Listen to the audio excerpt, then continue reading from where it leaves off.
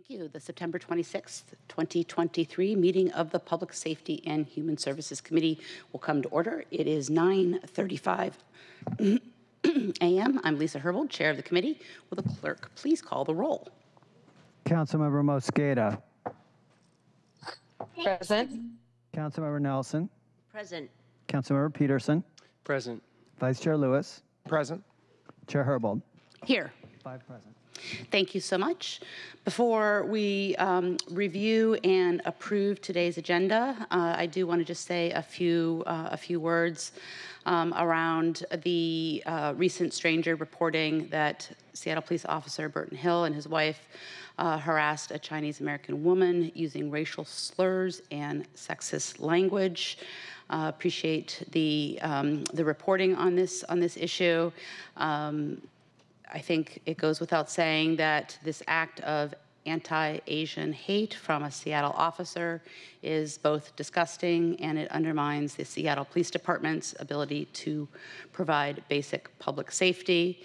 I think many of us are asking ourselves how our communities, specifically our APIDA communities, can feel safe calling the police, depending on SPD to respond to anti-Asian hate crime or home invasion robberies targeting Asian elders, which we know is going on now, when a police officer has engaged in such vile anti-Asian hate themselves. As we know, this incident comes less than 2 weeks after we learned of vile comments by Daniel Auditor, the vice president of the Seattle Police Officers Guild, devaluing the life of Janavi Kandula. I just want to lift up the Seattle Police Commission's call and those of my council colleagues for SPD, Chief Diaz, and the executive to develop an action plan to address issues of racism in the department and meet with the police accountability organizations to discuss how to address urgent concerns over SPD culture. It is not enough for us to call to stop Asian hate. We must actively support and protect our APIDA communities, and that includes accountability for individual officers, as well as acting to root out racism in the department. On today's agenda, we have 6 items. The first is a resolution declaring the council and mayor's intent to recognize the seismic retrofit of unreinforced masonry buildings in compliance with the city's URM retrofit technical standard. We'll be hearing an appointment to the Community Police Commission. We'll also be hearing a resolution affirming the city's good faith intent to enter into the collective bargaining process with the Seattle Police Management Association contract renewal and consider specific accountability proposals that have been identified by the public and the police oversight agencies. We'll be hearing an ordinance related to funding for housing and community development programs and authorizing submission to the Department of Housing and Urban Development, a plan, the 5-year plan, the consolidated plan. And we'll also be including in this item a separate public hearing, separate from the regular public comment period at the beginning of the meeting. We'll be hearing, connected to that action, an ordinance related to CDBG funding. And then lastly, we'll be getting a short briefing on ongoing discussions on a network company fee proposal. This discussion is before the introduction of any legislation related to the proposed fee. The meeting is scheduled to end at 12:30, and I want to facilitate council members being able to attend the mayor's budget speech at 12:30. So I appreciate that we have a lot of public comment here. We have 20 minutes on the agenda for public comment. We have, I think, 37 people signed up. So we'll extend the public comment period 10 minutes to accommodate 30 speakers speaking 1 minute at a time. That is going to result in some people who are signed up potentially not being able to speak. I do see a number of people showing as not present. But again, given our schedule today, I can only extend the calendared, agended public comment period from 20 minutes, which is what's on the calendar, on the agenda, to for an additional 10 minutes. And that will allow for a total of 30 of 37 signed up public speakers to speak. We'll now approve our agenda for our committee meeting. If there's no objection, today's agenda will be adopted. Hearing and seeing no objection, today's agenda is adopted.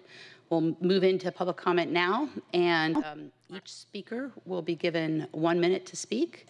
I will alternate between virtual and in-person public commenters. I will call on each speaker by name and in the order in which they registered on the website in the sign-in form. Once I call a speaker's name, if you're using the virtual option, you will hear a prompt, and once you've heard that prompt, you need to *6 to unmute yourself. We ask that you begin speaking by stating your name and the item on the agenda which you are addressing.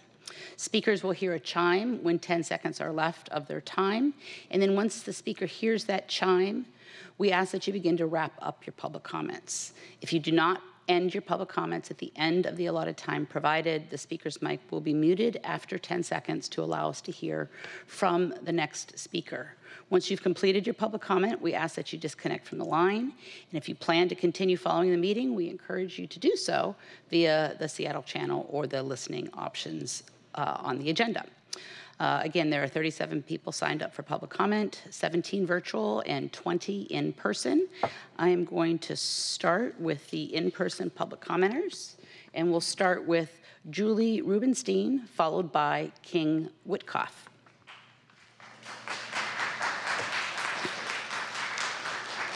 And I would request that people please hold their applause, because applause takes up time. I'm going to have to limit the number of speakers because, again, we have 30 minutes, and your applause takes up time, and we'll reduce the number of speakers who can speak. Thank you. Mike and Dan's dehumanization and devaluation of Jahnavi and her life in the moment of her murder at the hands of the co-conspirator Kevin, Dave, is not a bug but a feature of the policing writ large. Do not hide behind the imaginary mandates of your drug war to justify this brutal system, this brutal disregard. Nothing can justify what we have all seen SPD and SPOG and this council commit. The U.S. is not safe because police like Kevin can terrorize and imperil, murder women of color, and it takes global uproar for this council just to convict him, if it's even enough for you. Most minimal gesture you could show is to convict Kevin Dave. Thank you. Our next speaker is King Witkoff, and King will be followed by Michael Tay Taggart.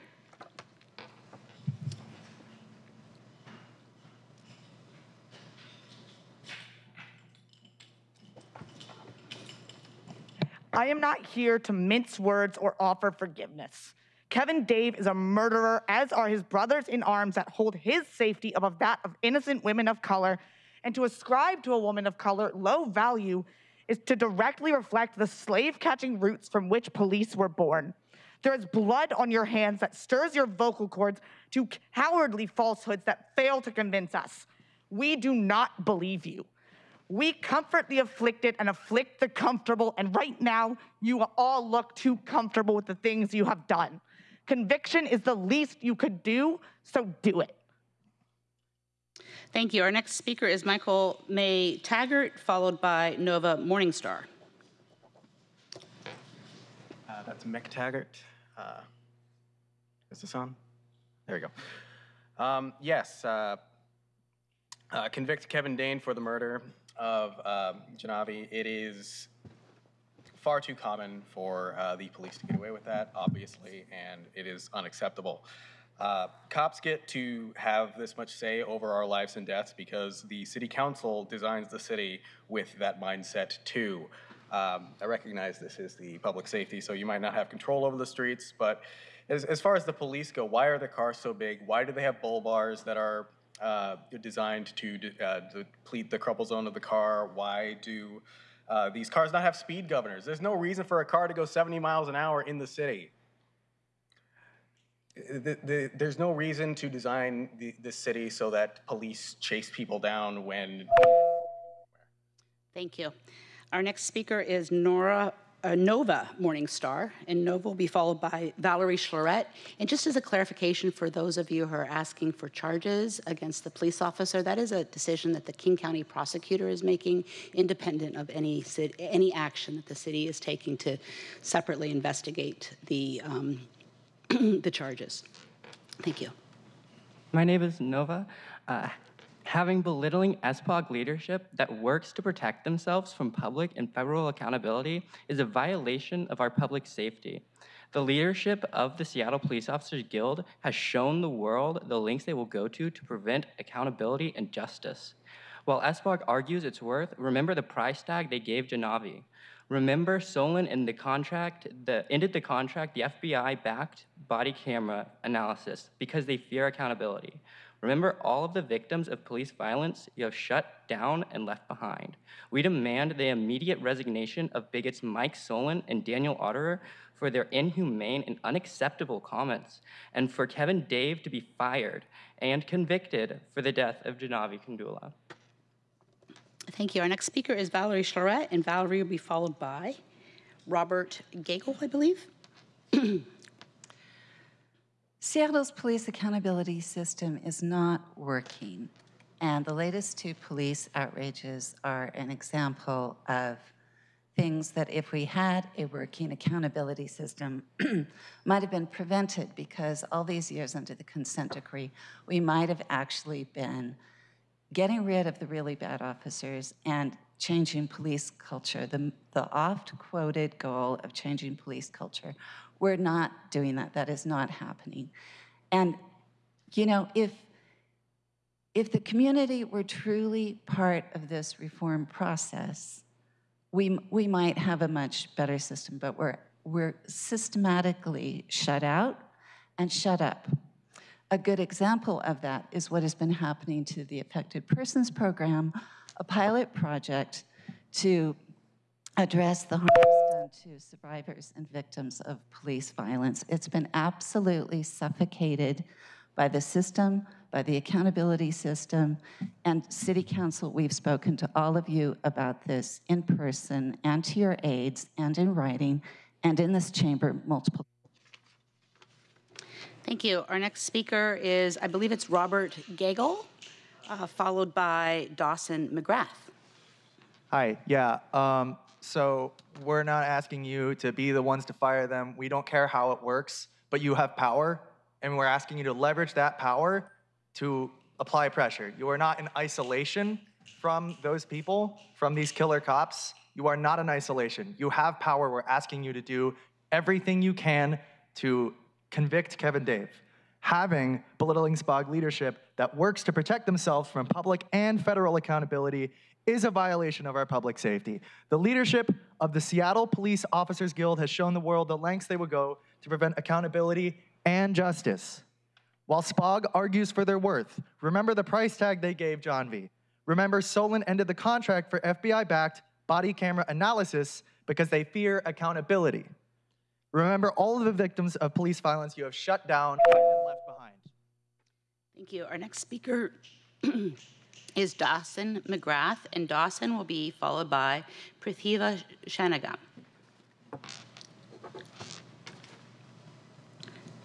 Hello, Dawson McGrath, here to speak on police misconduct. Having belittling SMOG leadership that works to protect themselves from public and federal accountability is a violation of our public safety. The leadership of the Seattle Police Officers Guild has shown the world the lengths they will go to prevent accountability and justice. While SPOG argues for their worth, remember the price tag they gave Janavi. Remember Solon ended the contract for FBI-backed body camera analysis because they fear accountability. Remember all the victims that you have shut down and left behind. We demand the immediate resignation of bigots Mike Solon and Daniel Otterer for their inhumane and unacceptable comments, and for Kevin Dave to be fired and convicted for the death of Janavi Kandula. Thank you. Thank you. Our next speaker is Prathiva Shanagam. My apologies if I'm mispronouncing your name, followed by Suresh Shanmugam. Yeah, my name is Prathiva Chanmugam, and I moved to Seattle about a year ago. I live near the Central District and generally use public transportation or walk to my destinations. Even when I drive, walking is unavoidable due to the parking situation. All of us are in great danger if police officers fear no consequences to driving recklessly and taking pedestrian deaths casually. I strongly recommend that the police officer who drove at high speed without sirens and killed a pedestrian, as well as those who joked about it, face serious consequences. Otherwise, none of us will be safe on Seattle streets. Thank you. Our next speaker is Suresh Shanmugam, followed by Vic Amol. Thanks, Mom. Hi, my name is Suresh Shanmugam, and I'm here to comment on police misconduct. I moved to Seattle 25 years ago to work in the tech industry. So many of us here in Seattle, and sadly throughout the world, were shocked to hear the leaders of Seattle's police union laughing about and belittling Genevieve's precious life and her tragic death. But I noticed that some of you on the council were not surprised. Strangely, those of you who've campaigned heavily on a platform of hiring more police officers to improve public safety have never tried to earn the police union's endorsement. Why is that? For decades throughout America, politicians, including former Mayor Ed Murray, won the endorsement of their city's police union when running for local office. You already knew that the culture of the Seattle police force is racist and violent and heartless. That's why you never sought their endorsement. You have a simple choice. If you want to continue basing your policies on hiring more police officers, hold a police press conference and stand next to Mike Solon and Dan Otter and accept an endorsement for them. Otherwise, join us in calling for them to resign, just as many of you called for Mayor Ed Murray to resign. Thank you. Our next speaker is Vic Amole. And then after Vic, we're going to move to virtual public speakers, starting with Howard Gale. My name is Vic Amol. I'm with the Seattle Alliance.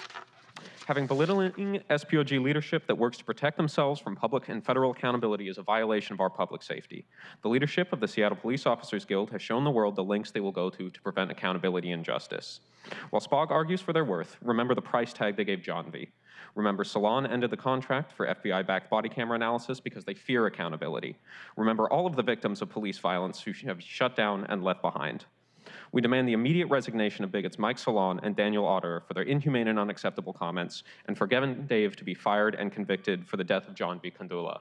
If you're serious about stopping hate and protecting victims, like you said at the beginning of the meeting, you'll listen to the demands of impacted people and communities.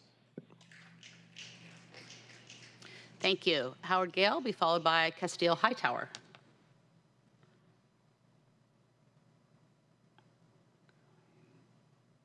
Good morning. Howard Gale with seattlestop.org.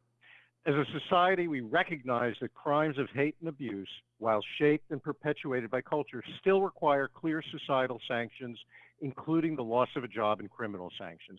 We understand that this is a requirement for any cultural change. Culture can only change when the rewards that have created that culture stop being rewards and become punishments.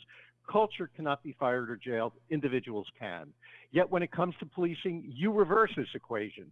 In recent months, with the revelations of Seattle officers showing a disregard for human life, racial animus, and misogyny, council members are calling for cultural change rather than an accountability system that actually works. Today, you will appoint yet one more prosecuting attorney to the CPC while never having appointed a victim of Seattle police violence. Today, you will discuss priorities for negotiating a new police union contract without any discussion of the absurd practice of police investigating police, a standard which the state firmly rejected in 2021. The cultural change we need is with you and your beliefs and actions. Thank you. Our next speaker is Castile Hightower, and Castile will be followed by Lauren Fay.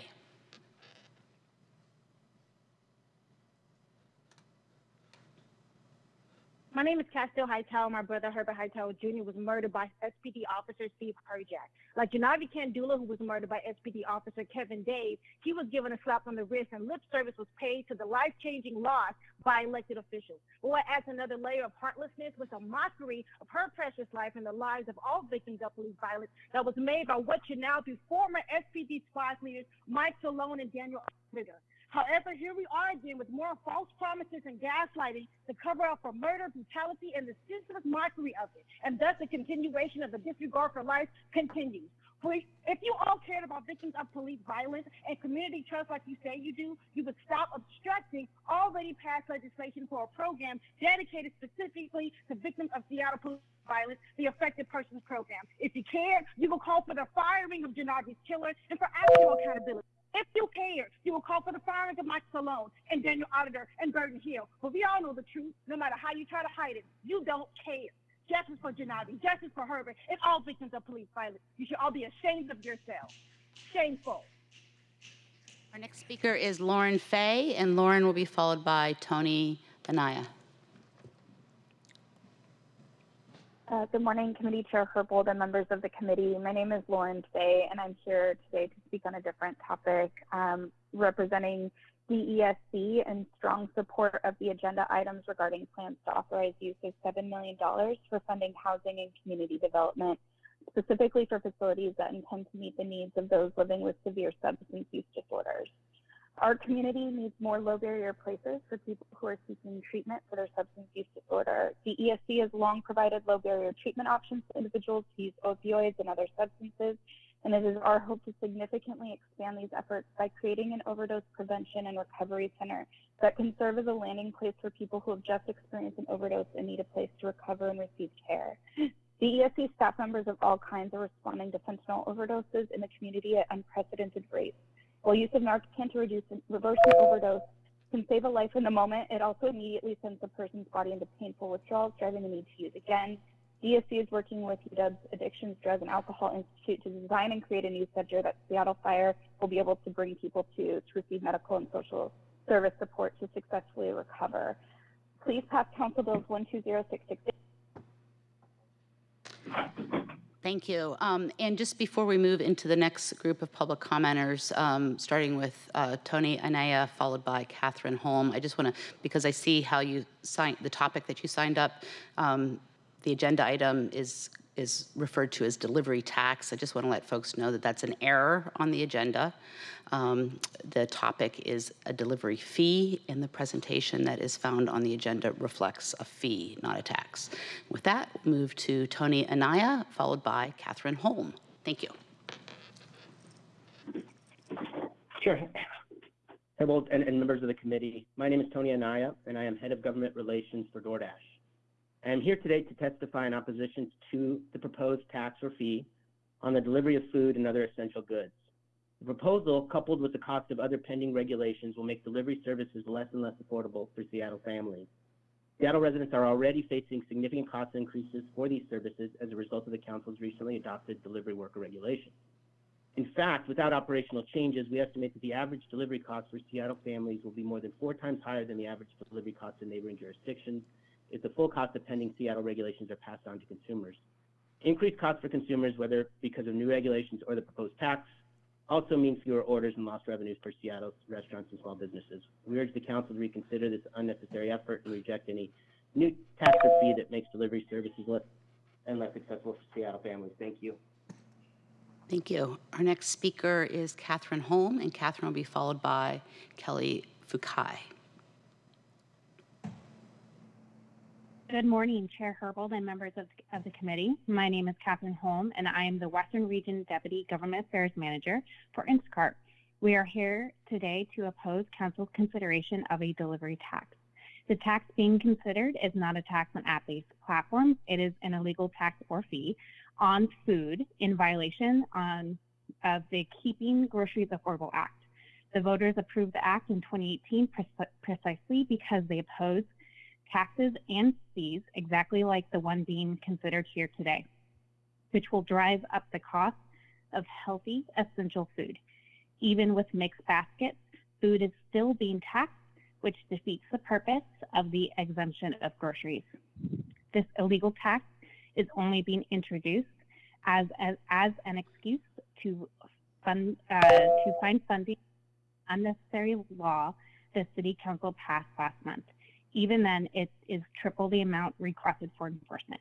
We ask that the committee not move forward with this tax on food. Thank you. Thank you. Our next speaker is Kelly Fukai, followed by John Engber. Good morning.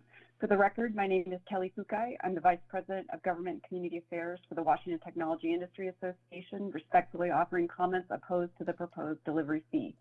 WTIA is a nonprofit with over 1,000 member companies in Washington state with a mission to build a robust and equity-centered technology sector that empowers thriving community. The tech sector accounts for over a quarter of all jobs in Washington state and 30% of the local economy here in the city of Seattle. One of our pillars is to enable innovation and growth throughout the technology sector. Since 2020, there have been 6 temporary and permanent ordinances enacted by this council addressing app-based innovation. We're concerned that the current regulatory environment for this segment of the technology sector will chill innovation and drive current and future innovators to consider other locations to develop and grow their businesses. While we await further details on this proposal, we have initial concerns regarding data privacy. There are many considerations regarding if and how network companies will be able to or should know whether an individual's order to accept groceries from the.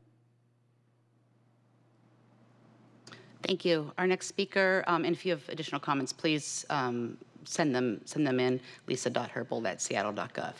Next speaker is John Engber, followed by Darlene Ruiz. Thank you, Chair Herbold and distinguished members of the committee. I'm John Engber, and I'm testifying against the proposed delivery fee on behalf of the Washington Retail Association and its members in Seattle. WRA opposes this fee out of concern for the impact it will have on seniors, people with mobility challenges, and low-income families. These families are often heavily dependent on food deliveries, and even a 10-cent delivery fee will add up and negatively impact those families. Washington Retail Association is also very concerned about the grocery exemption. How many of us fill our grocery carts with only qualified food items? WRA is very concerned that this limited exemption will result in a fee being added to virtually every grocery delivery. For these reasons, the WRA respectfully asks the council to reject this proposed delivery fee. Thank you very much. Thank you. Our next speaker is Darlene Ruiz, followed by Marcos Wanless.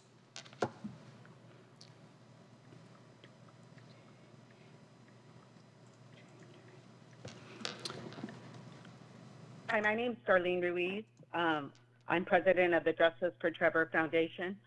I'm calling on behalf of Justice for Jonavi Kandula for the firing of Kevin Dave for killing Jonavi in a crosswalk going 75 and a 25 with no lights or sirens. The firing of Daniel Otter and Mike Salone, the president and vice president of the union. Those are the police union. They set an example for the police officers, and they're allowed to mock and make fun of Jonavi, that her life was a limited life and was only worth $11,000. You, City Council, it's your job to stand up for the people and your community. You have the power. It is up to you to stand behind and be our voice. Stand up for Jonavi Kandula. Thank you. Our next speaker is Marcos Wanless, followed by Michael Wolf. Thank you, Councilmember. My name is Marcos Wanless. I am the founder and the president of the Seattle Latino Metropolitan Chamber of Commerce.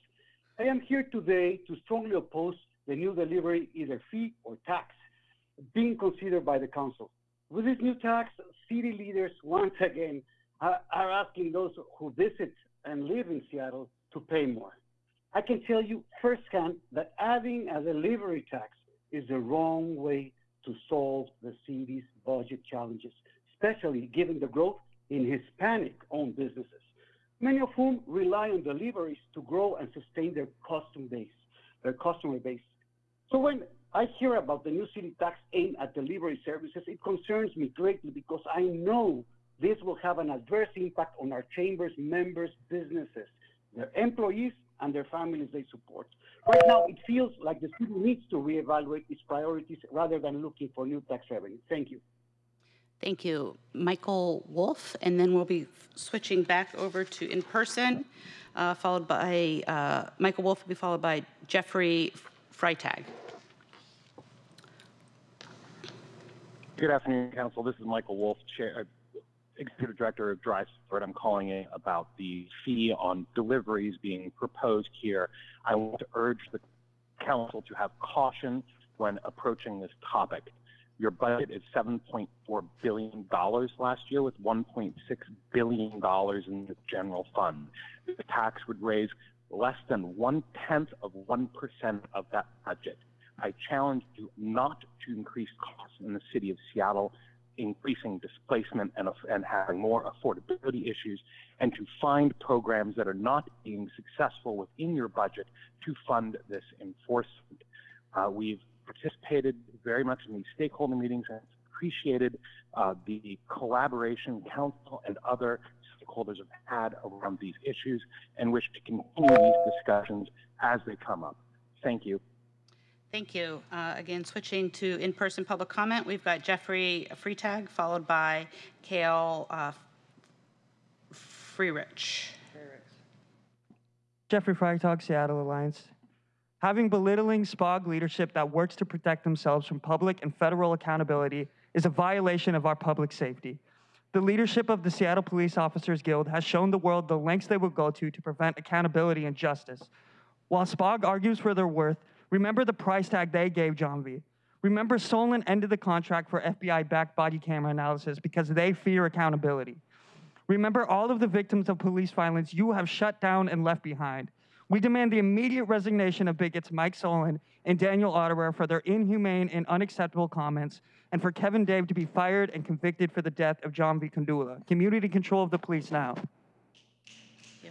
Our next speaker is Kale Freerich, followed by Lindsay Burgess. My name is Kale Ferricks, here on behalf of the Seattle Alliance Against Racist and Political Repression.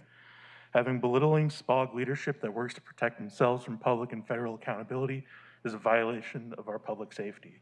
While SPOG argues for their worth, remember the price tag they gave Jean V, less than a year's salary for police officers here in Seattle.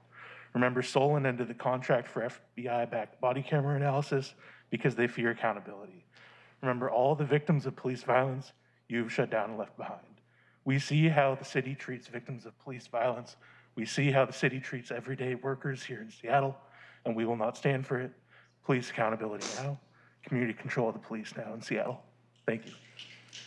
Thank you. Lindsay Burgess will be followed by Ray Mitchell. Hi, my name is Lindsay Burgess. I am a hairstylist. It takes 1,600 hours to become a hairstylist in Washington State, and it takes at least 720 hours to become a police officer. Why is it that there is more hours that I need to take to do hair than for a police officer to do what they're supposed to be doing? One example of a difficult time that I had was I was walking through a crosswalk, middle of the day, police officer was stopped at a stoplight. I had the crosswalk, he starts driving, no lights, no sirens, nothing, looks at me like I was doing something wrong. But did I feel like I had the power to say or do anything about that? No. I thought, oh, well, he didn't hit me, there's no problem, whatever. But that shouldn't be okay. You shouldn't be allowed to just drive wherever you want, however you want, just because you're a police officer and get away with everything and qualified immunity. Thank you. Our next speaker is Ray Mitchell, and Ray will be followed by Cleo Jansen. Hello, Ray Mitchell with the Seattle Alliance Against Racist and Political Repression. I'm sorry to be blunt, but it's abundantly clear to anyone paying attention that you, our elected officials, simply haven't shown any interest in anything more than flowery words. You say it's not within your direct control, but you're entirely capable of exerting pressure to ensure accountability. The police are ostensibly supposed to keep us safe, and they're not. And our elected officials are supposed to do something about it if they become a danger to the public, and you haven't. The Seattle Police Officers Guild represents a danger to public safety, and the officers we've been protesting represent a more direct threat to public safety. And it is far past time for something to be done about it. They'll use nice words and they'll act like they care, but actions speak louder than words, and SPOG doesn't care. We demand the resignations of Kevin Dave, Daniel Otterer, Mike Solon, and Burton Hill. We demand the conviction of Kevin Dave for the death of John V. Kandula. These are bad men, and your continued inaction protects them. Your complicity with an unjust law enforcement system has caused an international incident, and it's not going away until you do your jobs and protect the people of this city from their own law enforcement. Thank you for your time. Our next speaker is Cleo Jansen, and Cleo will be followed by Jonathan Toledo. And then I think we're going to close out. We'll see. We might be able to squeeze another couple people in. Going back to virtual, we'll have Kim Pasquito follow. My name is Cleo Jensen, and I'm with the Seattle Alliance Against Racist and Political Repression. Having belittling SPOG leadership that works to protect themselves from public and federal accountability is a violation of our public safety. The leadership of the Seattle Police Officers Guild has shown the world the length they will go to prevent accountability and justice. While SPOG argues for their worth, remember the price tag they gave John V. Remember Salone ended the contract for FBI-backed body camera analysis because they fear accountability. Remember all of the victims of police violence that you have shut down and left behind. We demand the immediate resignation of bigots Mike Salone and Daniel Arterer for their inhumane and unacceptable comments, and for Kevin Dave to be fired and convicted for the death of John V. Kandula. Thank you. Jonathan Toledo will be followed by Kim Pasquito. Hello, my name is Jonathan, and I am part of SARPR. Having belittling SPOG leadership that works to protect themselves from public and federal accountability is a violation of public safety. The leadership of the Seattle Police Officers Guild has shown the world the lengths they will go to prevent accountability and justice. While SPOG argues for their worth, remember the price tag they gave Janavi. Remember, Solon ended the contract for FBI-backed body camera analysis because they fear accountability. Remember all of the victims of police violence you have shut down and left behind. We demand the immediate resignation of bigots Mike Solon and Daniel Arterer for their inhumane and unacceptable comments, and for Kevin Dave to be fired and convicted for the death of Janavi Kandula. Thank you. And moving back to virtual public commenters, we're going to close out public comment today with Kim Pasquito. Yes, good morning. My name is Kim Pasciuto, and I'm here representing Proactive Persistent People for Progress to speak to Resolution 32112.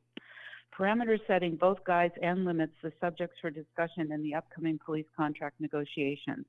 Items that are not part of the resolutions are off limits, which prevented the 2019 SPOG contract from including the landmark 2017 accountability ordinance. Clearly, there are significant local and national conversations about where discipline and accountability belong in terms of police contracts. While Judge Robart in the recent hearing on the consent decree acknowledged the limited role of the court in this regard, he did share his observations that after 12 years of working with the city and DOJ, he does not believe that accountability and discipline should be the subject of bargaining. SPD is suffering a crisis in perceived legitimacy in our community, and accountability is at the heart of it. Any recommended improvements will be stymied until the next negotiation cycle. We specifically ask the parameters include a discussion of the proper place for police accountability and discipline measures to reside. Thank you. Thank you so much. All right, so that closes public comment. Thank you everybody for being here with us. I'm sorry we didn't get to everybody. We did still have some folks both online and here with us. As mentioned, we need to have this meeting wrapped up by noon. We're already over time. The mayor's budget speech is at 12:30, and many of us are planning to attend. So with that, we again close public comment and move into the first item on the agenda. Will the clerk please read the agenda item?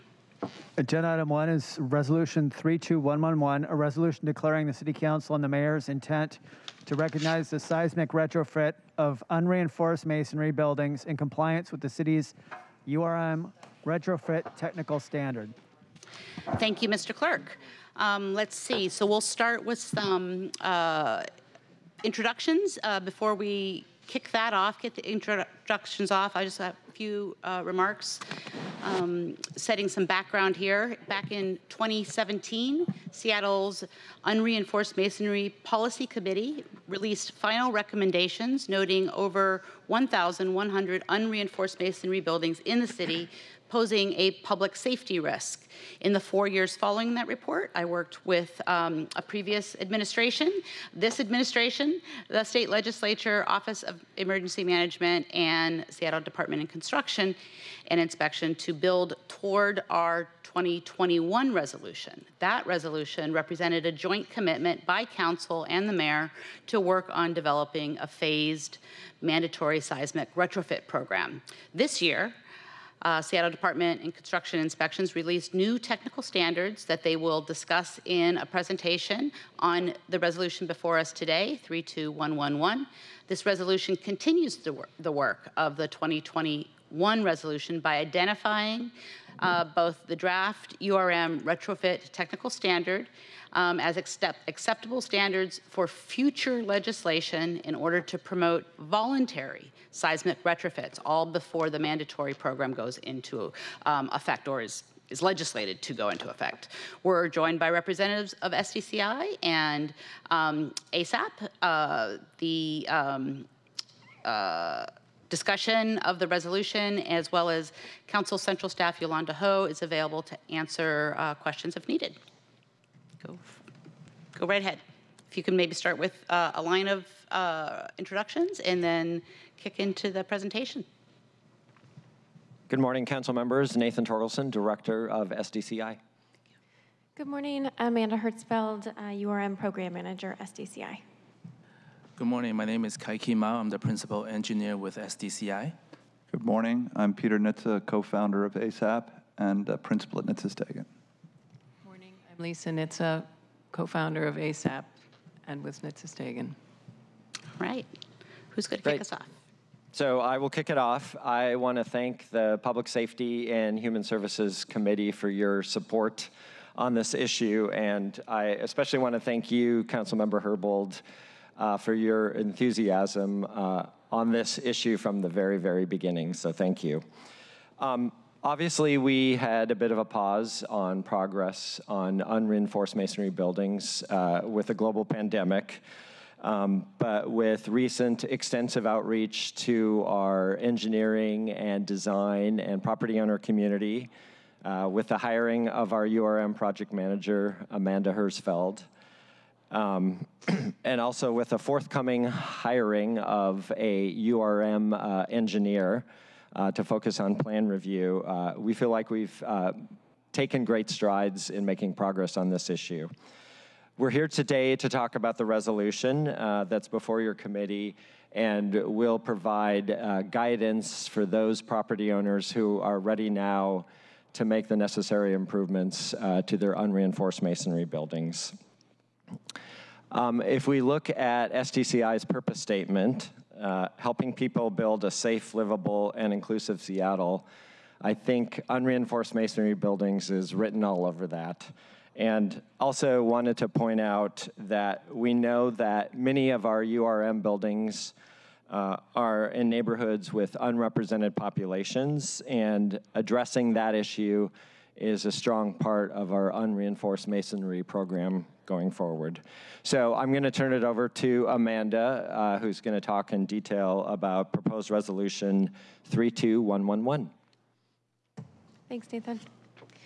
So again, we are here today to discuss proposed resolution 32111, and there are three primary goals of this. One is we want to celebrate the milestone that is accomplishing this draft URM retrofit technical standard, and we want to thank Councilmember Herbold for really leading this, this initiative. We'd also like to thank ASAP, who's here with us today, as well as SEAW, that's the Structural Engineering Association of Washington, that helped to contribute to the development of this standard. The proposed resolution has two additional goals. One is to provide transparency and predictability to building owners of URMs. Our intent is to use this draft technical retrofit standard to inform future legislation. Finally, we would like to use this resolution to formally add to SDCI's work plan. I'd like to highlight this is a budget neutral addition to our work plan that will add a voluntary URM retrofit ordinance. This will also include the recognition of a process to recognize buildings as retrofitted, and we'll explain in a little bit more detail on slide 9. I wanted to go over just a few things that we want to cover in our presentation today. So one is I want to give a little bit of background on where this resolution comes from and how it is connected to Resolution 32033 that was adopted in December of 2021. I'd like to spend a little bit more time on the proposed legislation we're here for today. And then I want to provide a brief update on SDCI's continued progress in implementing Resolution 32033. So existing resolution that was adopted December 2021, that is, again, that was brought forth by Councilmember Herbold and supported by central staff. It was a joint resolution.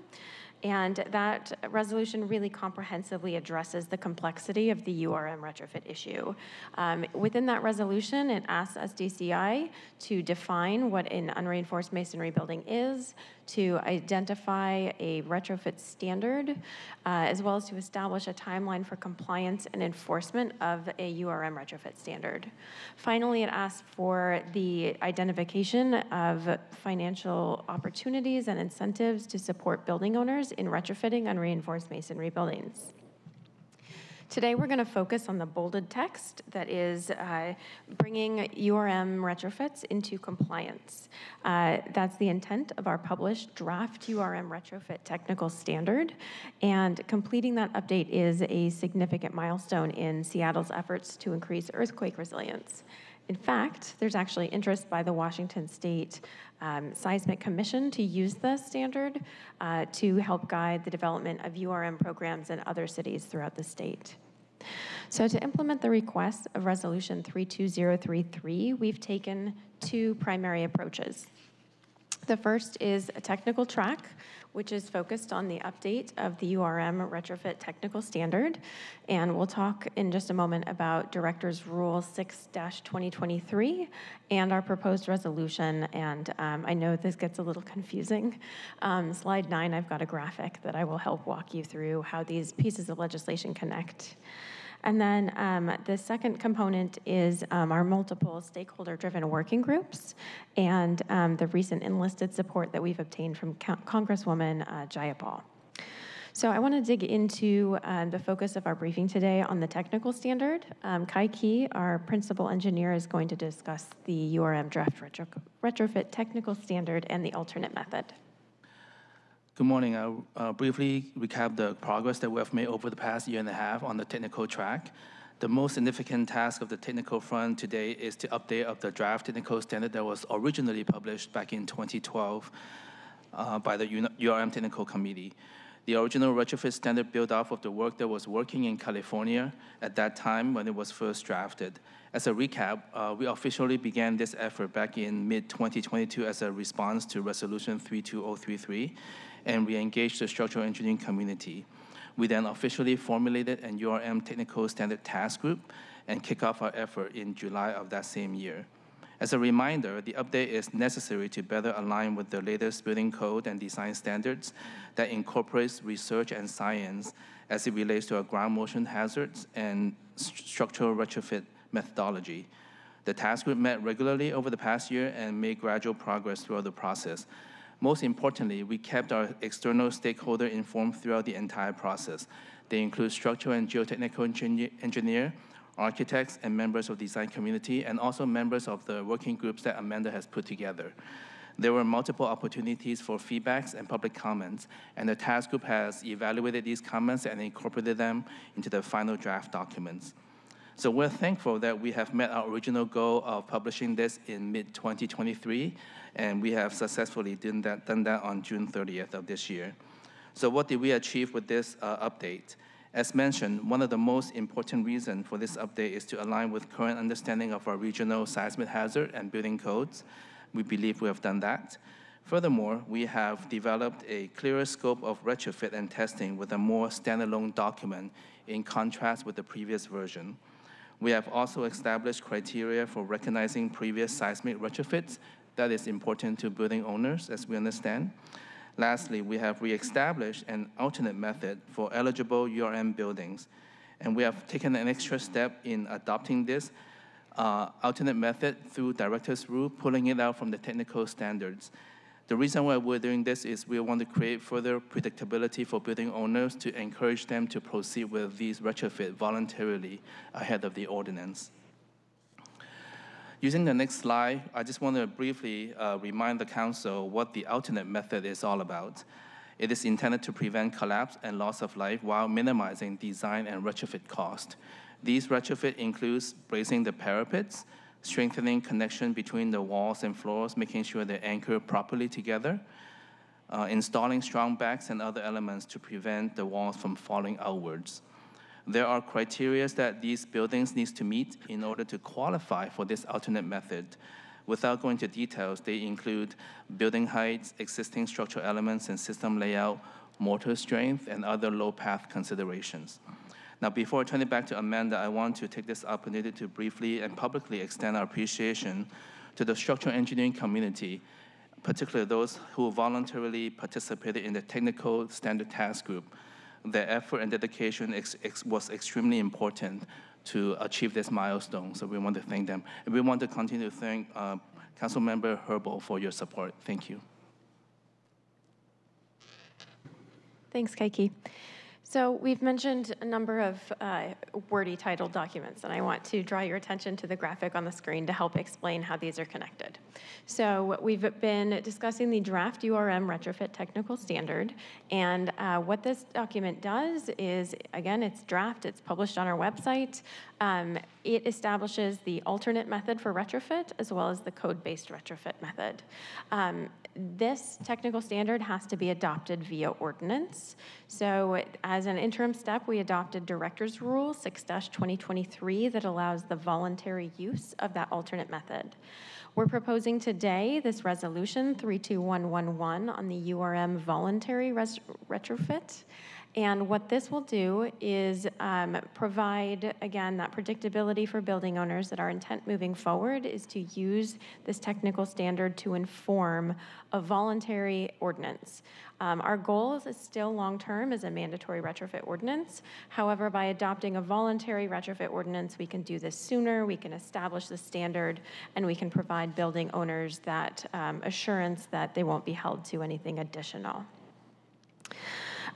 This voluntary ordinance we hope to adopt in early spring next year, so that will really help building owners. So I wanted to talk just briefly, all of this is contributing to the implementation of Resolution 32033, again from December 2021. And we are continuing to use our policy development working groups to identify supportive resources and financial mechanisms to support building owners in the reducing the costs associated with these retrofits, as well as with displacement associated with construction. There's two primary tracks we're working right now when it comes to funding. The first is a transfer of development rights program. We are working to do a series of 3 public meetings, probably winter, late fall, early winter, to really get a better handle on what developers are willing to pay for these and make sure building owners are actually interested in this process. So we're proceeding with that. And then we also we're very fortunate to have Congresswoman Jayapal visit us back in July to discuss a FEMA grant application. Originally, we met with her to discuss a $20 million grant. However, FEMA is currently running out of money and is delaying their grant application process. So we've changed our strategy, and we are currently developing a $500,000 grant application to lay the foundation of a retrofit program based off of Berkeley's. So I just want to highlight that it is incredibly challenging to get FEMA funding, and we actually have a meeting tomorrow with FEMA to discuss the challenges associated with this and steps moving forward. So when it comes to next steps, we are again, continuing to implement Resolution 32033, and that includes hiring of a new structural plans engineer that will help us develop the processes associated with this voluntary retrofit ordinance hopefully to be adopted through 32111. Lastly, we're going to continue working with our policy development groups to get financial resources in place, and we'll continue working with the mayor's office and other city departments to ensure alignment of programs and improved accessibility for building owners. And the last thing I just wanted to get on your agenda, in April of 2024, next April, there will be an Earthquake Engineering Research Institute, EERI, annual meeting. It's essentially a big conference that will be held here in Seattle, and we're hoping to draw some attention on the progress that we're making here in Seattle and really highlight what we're doing in terms of leadership for URMs in this country. So with that, any questions? Just for clarification's sake, for the viewing public and my colleagues, this resolution basically creates an interim step towards, well, it states an intent to develop an interim step, which is the towards the mandatory retrofit requirement. And the resolution is intended to primarily state, for transparency's sake, that there is a technical standard and that SDCI is planning to bring forward next year an ordinance that would establish the voluntary program using the technical standard that has been adopted by director's rule at this point. At a later point, it will be adopted by ordinance. Does that more or less cover it? Okay, great. Happy to take questions from my colleagues. I know we have folks from ASAP here, and there are no questions right now. Maybe we could hear from Peter and Lisa? Yeah, a few brief comments. First and foremost, I think we want to thank the chair and the committee for its consideration. I think, as I mentioned in the introduction, Lisa and I represent the Alliance for Safety, Affordability, and Preservation, which is a coalition of stakeholders that have worked over the past 5 years to help catalyze action on behalf of the city government to make seismic upgrades on URM buildings mandatory. I think it's hard to overemphasize the importance of this from a public safety and preservation standpoint. We're really in a race against time before the next major earthquake hits Seattle. I think we need to keep that foremost in mind.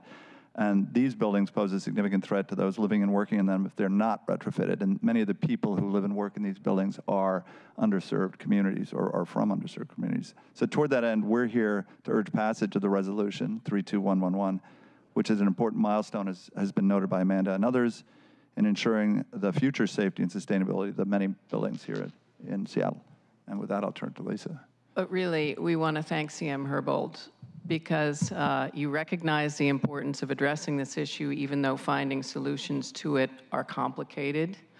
You recognize the importance of the retrofit credit to getting this initiative funded and pushed hard to get this initiative launched and supported. Seattle's in your debt, and we are all extremely appreciative. Thank you very much. Thanks for saying so, you guys. Really appreciate the opportunity to work on this issue. I tried really hard to see if there was a way to get the voluntary ordinance before us before my departure next year, but with SEPA review and other elements, it just wasn't possible. But just please know that I wanted to, and in whatever role I am in 2024, I will be advocating alongside. Great. Councilmember Herbold, I do actually have one question. Councilmember Lewis. Thank you so much, Chair Herbold, and thank you to the panel. This is an issue that I care a great deal about as someone who represents quite a few unreinforced masonry buildings in District 7.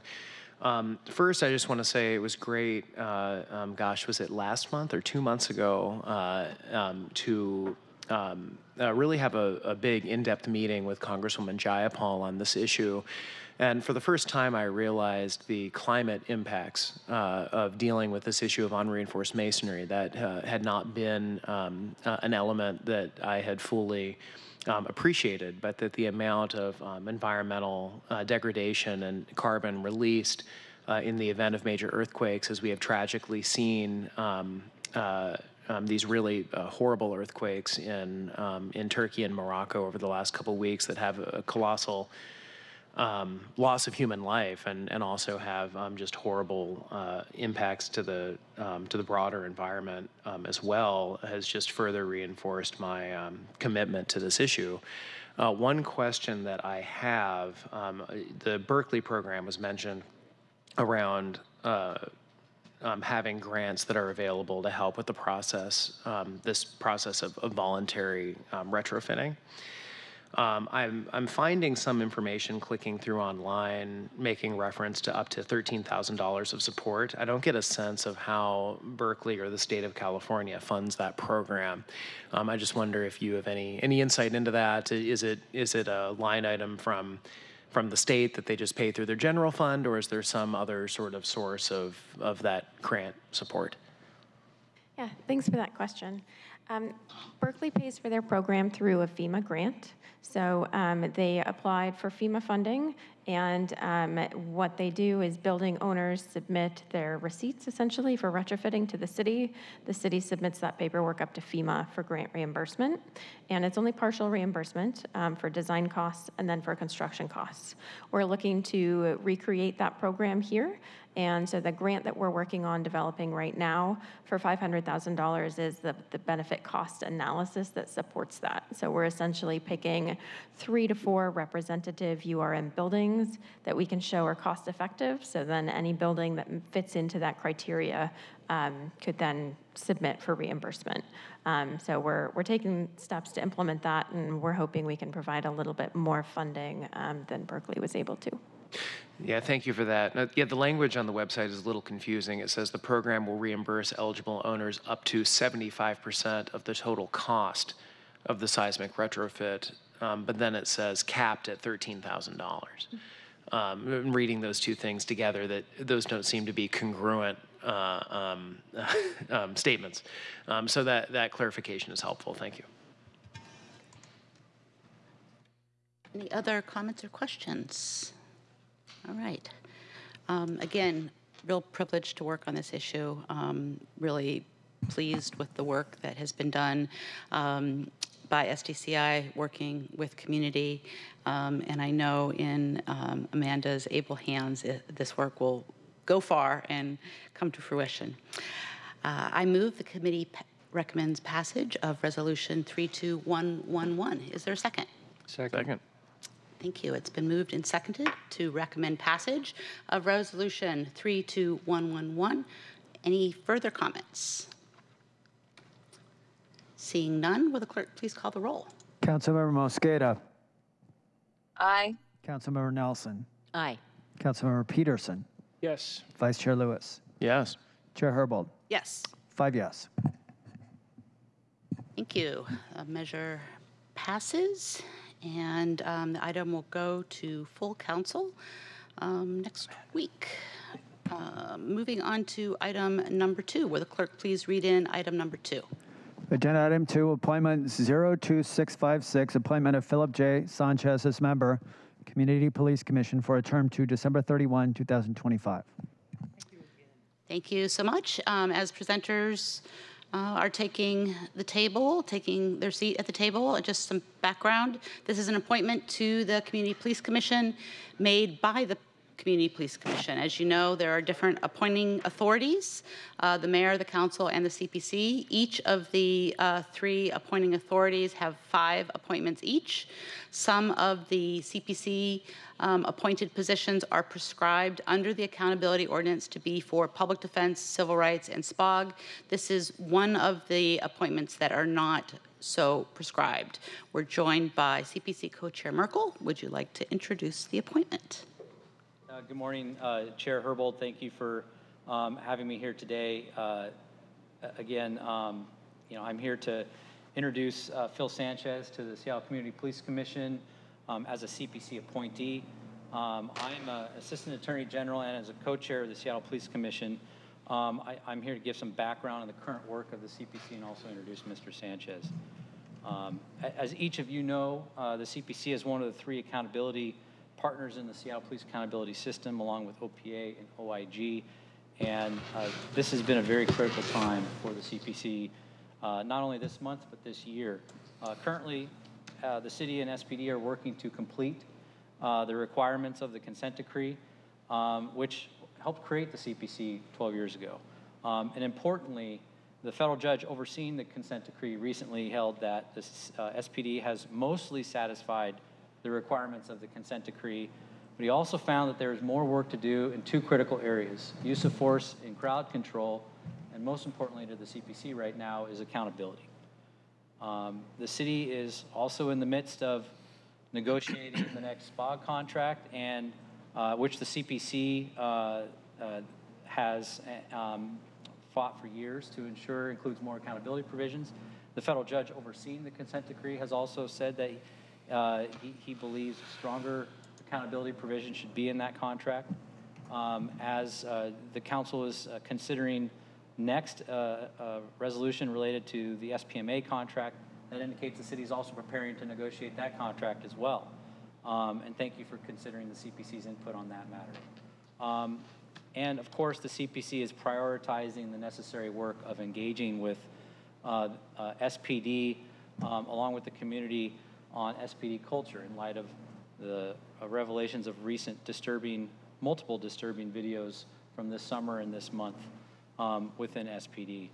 So there's a lot going on, and that's one reason I am pleased to be introducing Phil Sanchez as a nominee to become a CPC commissioner as a CPC appointee. Phil Sanchez is a senior deputy prosecuting attorney at King County. He has served in the prosecutor's office for more than 15 years, handling a wide range of criminal cases, focusing on special assault, domestic violence, and economic crimes, often with vulnerable members of our community who are victimized. And throughout his career, he's had the honor and privilege of serving victims and their families across a large spectrum of diverse communities in King County. He's developed trusted relationships with members of the community and law enforcement, and that's allowed him to better understand the challenges of policing, the cultural and community hurdles, as well as the value of collaboration. And it's through this lens that I know Mr. Sanchez hopes to continue to serve the public through restoring transparency, public confidence, and accountability as a commissioner of the CPC.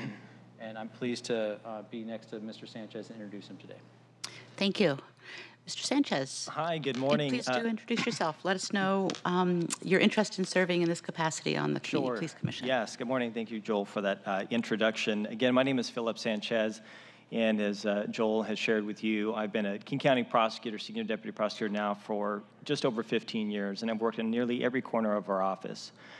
Over those 15 years, I've had the privilege and honor to work with families and victims of many different types of crimes, families that are often from underrepresented communities, marginalized communities from all corners of the city as well as the region.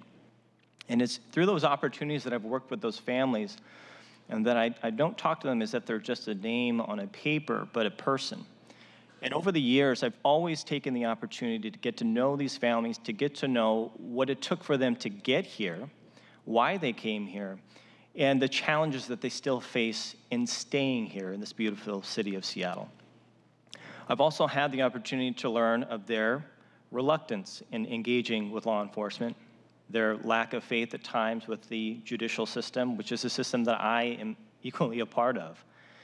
And that's why I think this is such a wonderful opportunity for someone in my position and experience to be able to sit at the table and to provide a voice for those communities at a table that is there to implement change, promote change, and solutions to policies or practices that may inadvertently and negatively affect members of these communities. What more can we actually be doing?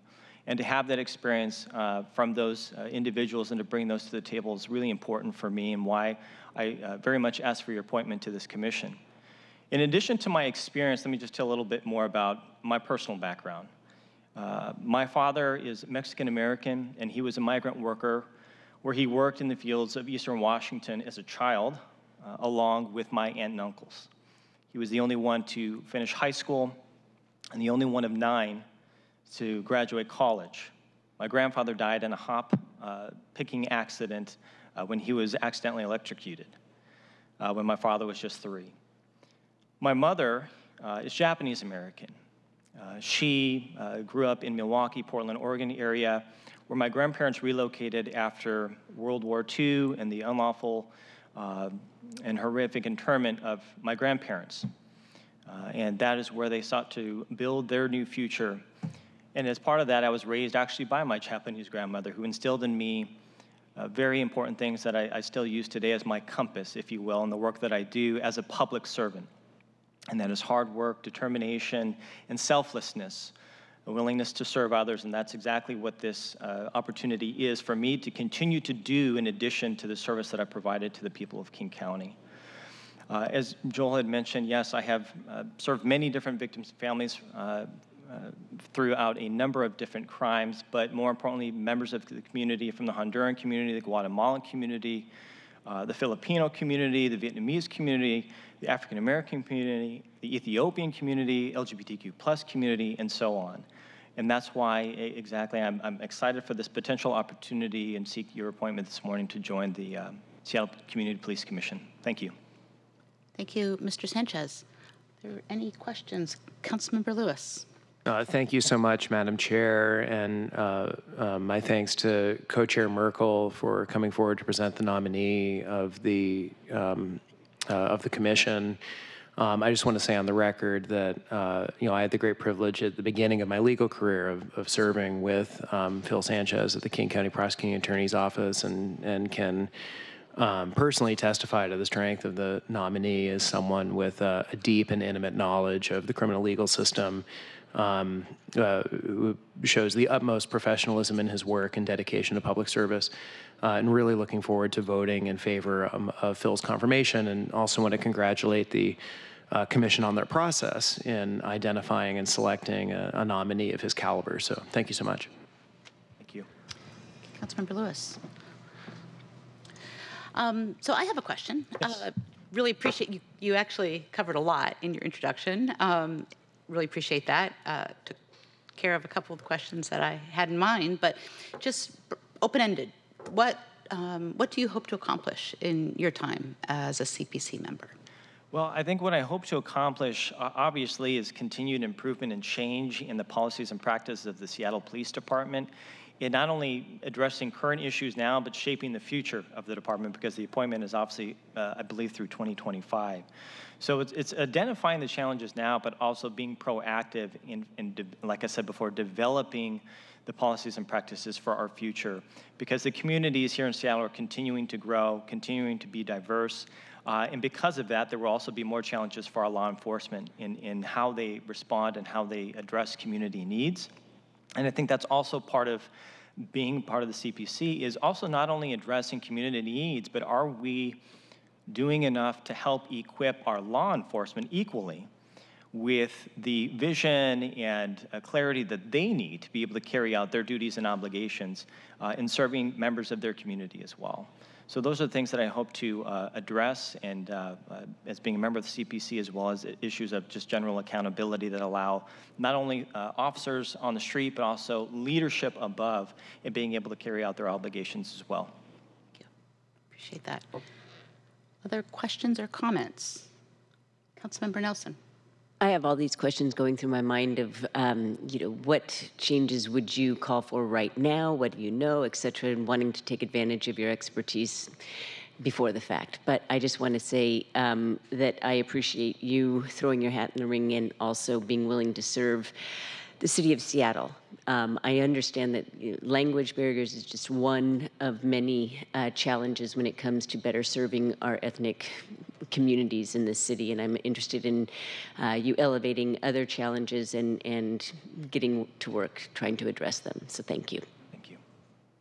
Thank you. And I just want to really emphasize the role that the CPC has in playing not only advocating for policy change, but also engaging with our diverse communities to identify the policy changes, not just the folks who are the professionals at the table identify as important changes, but the changes that community identifies as important. So that link between policy and the general public is really an important role that the CPC plays. With that, if there are no further questions, I recommend confirmation of appointment 02656. Is there a second? Second. Thank you. It's been moved and seconded to recommend confirmation of appointment 02656. If there are no further comments, not seeing any, will the clerk please call the roll? Councilmember Mosqueda. Aye. Councilmember Nelson. Aye. Councilmember Peterson. Yes. Vice Chair Lewis. Yes. Chair Herbold. Yes. 5 in favor. Thank you so much. Congratulations. Thank you. The appointment passes and moves on to the full council on Tuesday, October 3rd. Thank you so much for your willingness to serve. Thank you. All right. Moving on to agenda item number 3. Will the clerk please read in agenda item 3? Agenda item 3, resolution 32112, a resolution affirming the city's good faith intent to consider raising in the collective bargaining process for the Seattle Police Management Association, or SPMA, 2024 contract renewal police accountability proposals that have been identified by the public and the city's police oversight agencies. Thank you so much, Mr. Clerk. For this item, we are joined by Greg Doss of Council Central staff. The purpose of this resolution is only to memorialize the public comments that the council heard from the public at the August 8th public hearing on Seattle Police Management Association bargaining, as well as the comments received from our 3 police accountability bodies. The council adopted a similar resolution in early 2020 before the current round of negotiations with SPOG.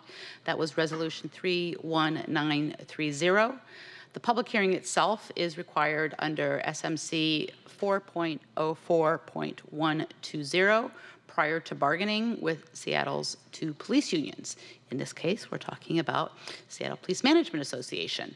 This does not identify the items that will be negotiated. It memorializes the items that we heard from the public and our police accountability bodies that they identified in the hopes that at the bargaining table, those items will be considered to be moved forward in bargaining. With that, I'll turn it over to Greg.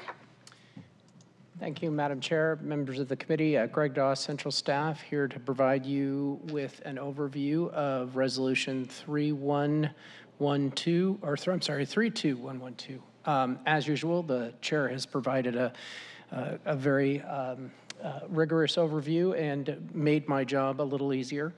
I'm not going to read the resolution, but I'm going to go through all of the components of it so that you're aware of what the community and what the accountability agencies have requested as part of the process.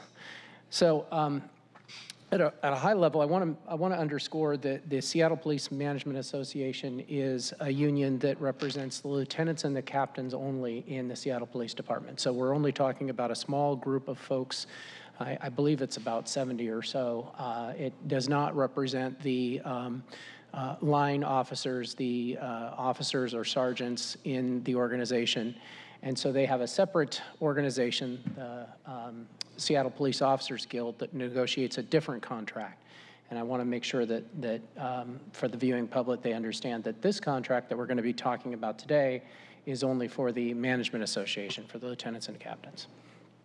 So with that, the overview of the resolution, the collective bargaining agreement between the City of Seattle and the Seattle Police Management Association, the SPMA, will expire on December 31st of 2023, and the city and the union are expected to begin negotiating a new contract in December of this year.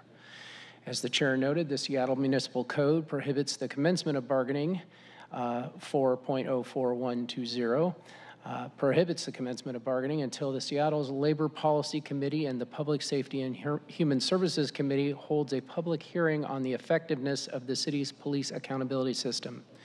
This meeting must be held at least 90 days before the negotiations begin and requires the city to consider in good faith whether and how to carry forward the interests expressed in the public hearing.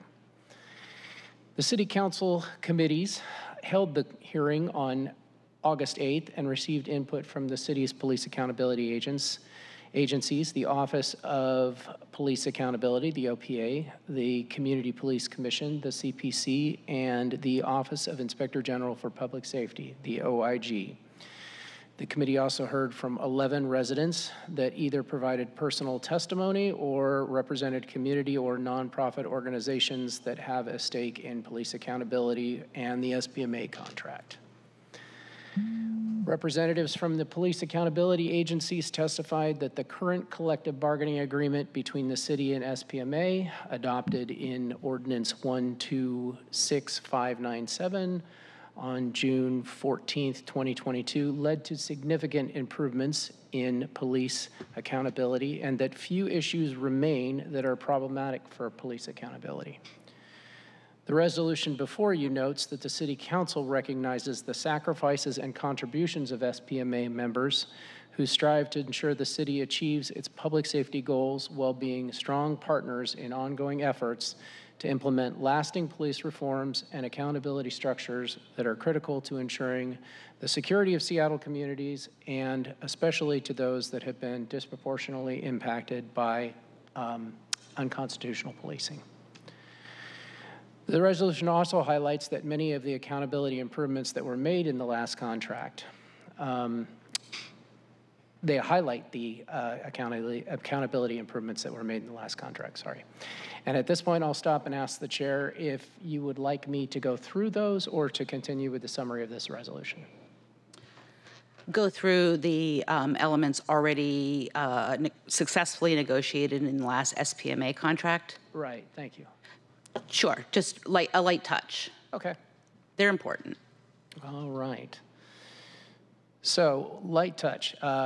The additions in the last contract clearly acknowledge and adopt the philosophy and purpose that underpins the accountability ordinance, including prioritizing community trust and transparency and recognizing the role of proper discipline in police legitimacy.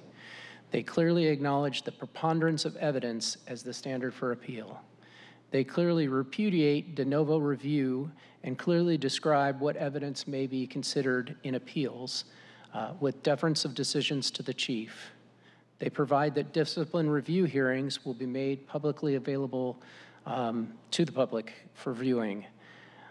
They add language that acknowledges that the city may implement the accountability ordinance while reserving the right to bargain the effects. They address a tolling loophole for crimes that are committed in other jurisdictions. They allow any OPA staff to investigate SPA members.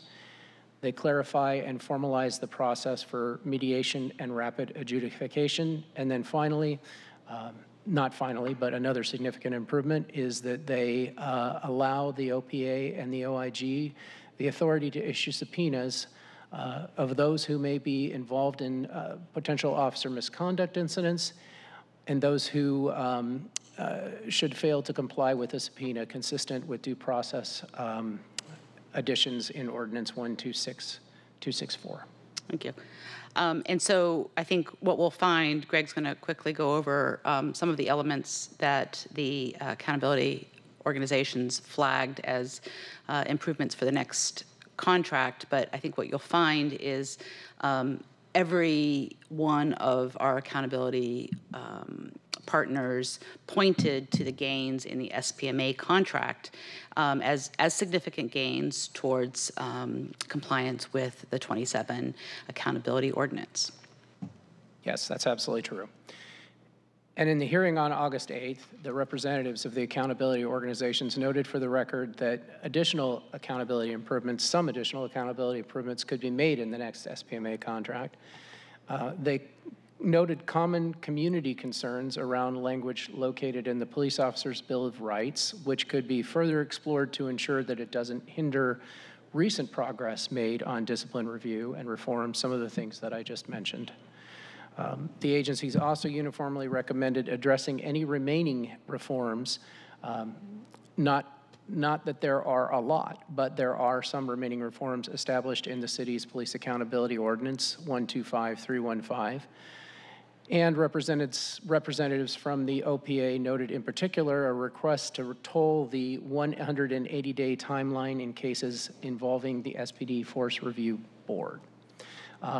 The specific requests from the OPA can be found in a letter that is attached to the resolution.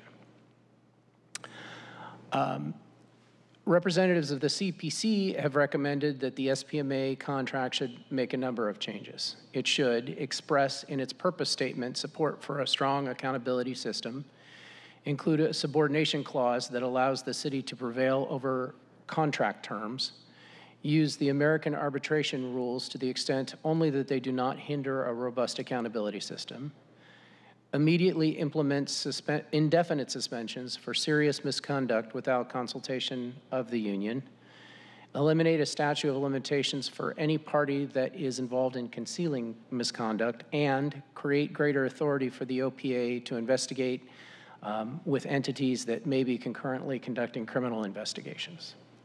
And those CPC requests are also enumerated in a letter attached to the resolution. Finally, representatives of the OIG have recommended that the next SPMA contract include components that would strengthen mediation and rapid adjudication and potentially change current practices that allow for accrual of overtime by SPD members who are serving disciplinary suspensions, also in a letter attached to the resolution. Finally, the oversight agencies have supported changes to align the contract's record retention provisions with state law and providing for additional civilianizations in OPA and throughout the agency and allowing for alternative police responses.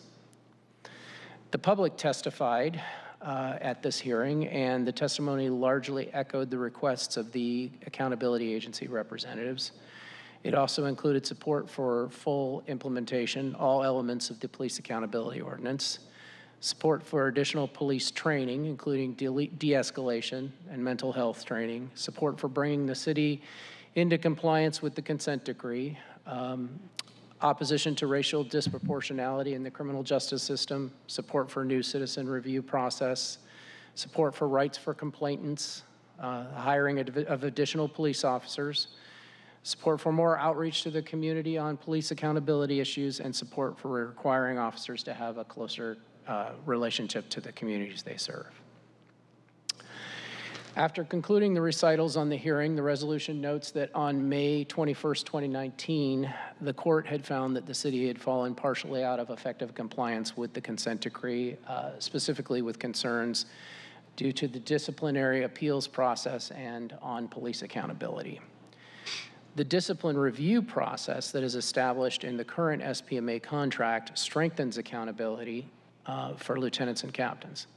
However, the court continues to show interest in the full implementation of the city's police accountability ordinance and has, per an order issued in September this month, requested a report on the status of the ordinance's implementation when the city reaches a tentative agreement with the Seattle Police Officers Guild. And so that covers all the recitals in the resolution. There's a couple operative sections. The operative section 1 says that the City of Seattle will consider in good faith how and whether to carry forward the interests referred to in the recitals through various means, including but not limited to enactment of appropriate legislation, development of collective bargaining goals and objectives, and facilitating community police dialogue. To the extent that Washington law requires any changes to be bargained with employee representatives, the city will seek to discharge such obligations in good faith.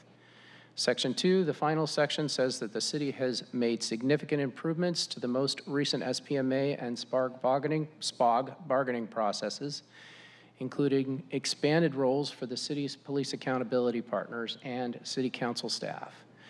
Designated accountability representatives provide input throughout the process now, including technical representation on the council's labor policy committee, and the council is represented at the bargaining table through participation of a neutral central staff observer.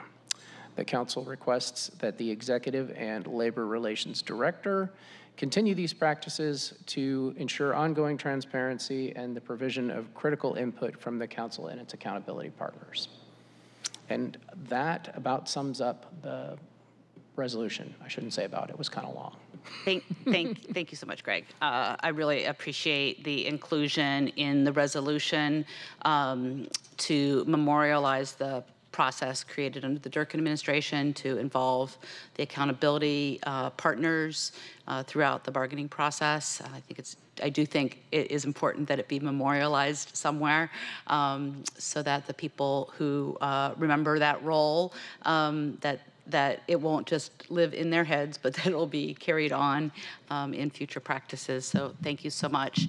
And just again, to be very clear, this resolution does not does not commit the council to carrying these things forward in the bargaining process. It doesn't say that you agree with any of the recommendations. It simply is a way to memorialize those recommendations, because many of us who are here for the public hearing will not be part of the bargaining process once it starts. And so just having a place to memorialize what we heard from the public 90 days before bargaining starts is what is required under municipal code.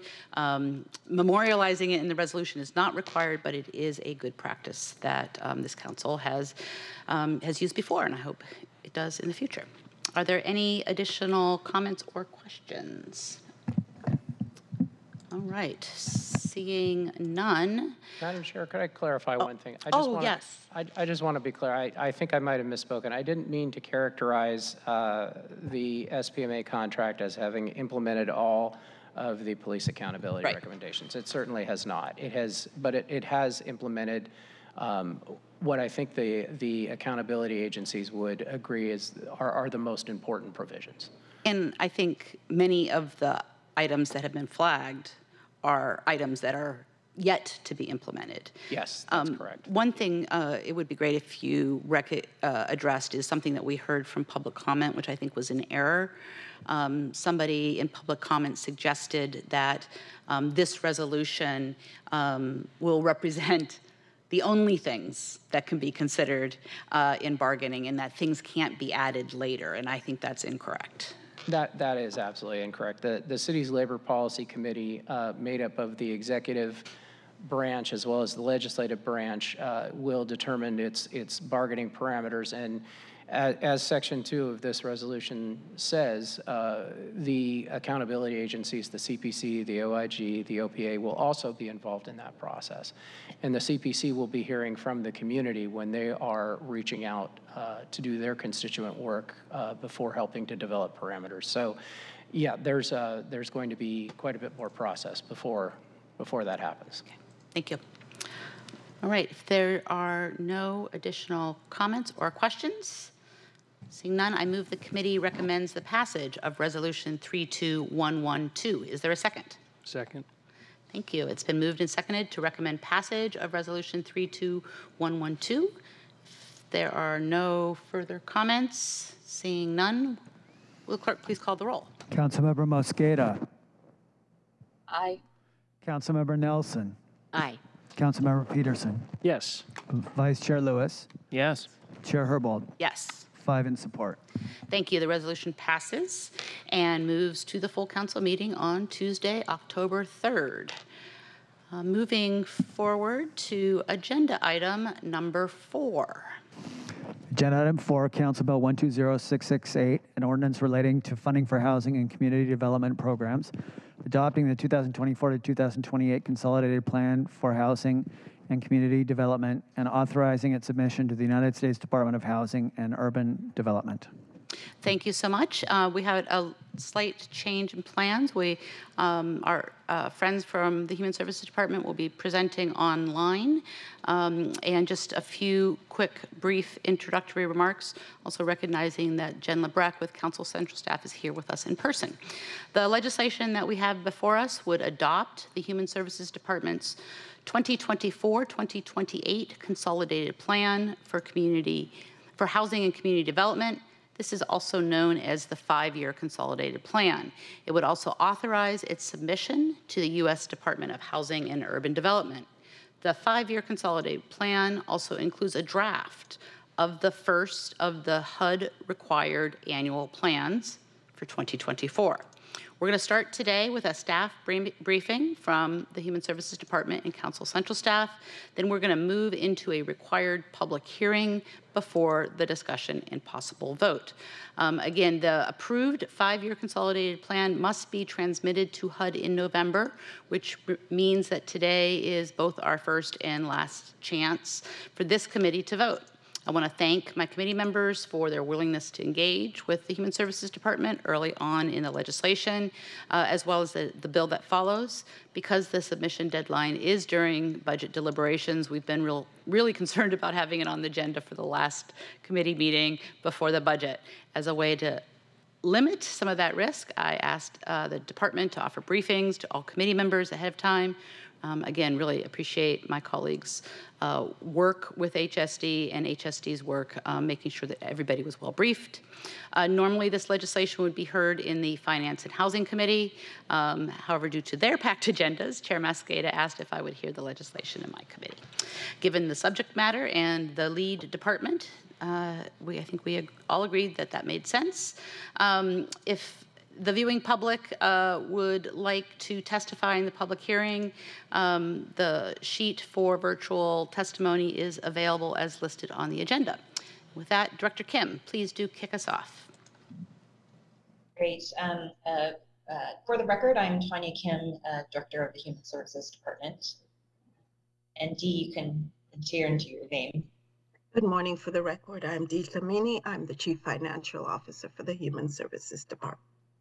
And I want to thank Chair Herbold, of course, and committee members for the opportunity to present the 5-year plan, which spans the 2024-2028 period, and for entertaining the corresponding legislation. I'm going to ask Kevin to please go ahead and pull up the presentation. I think we're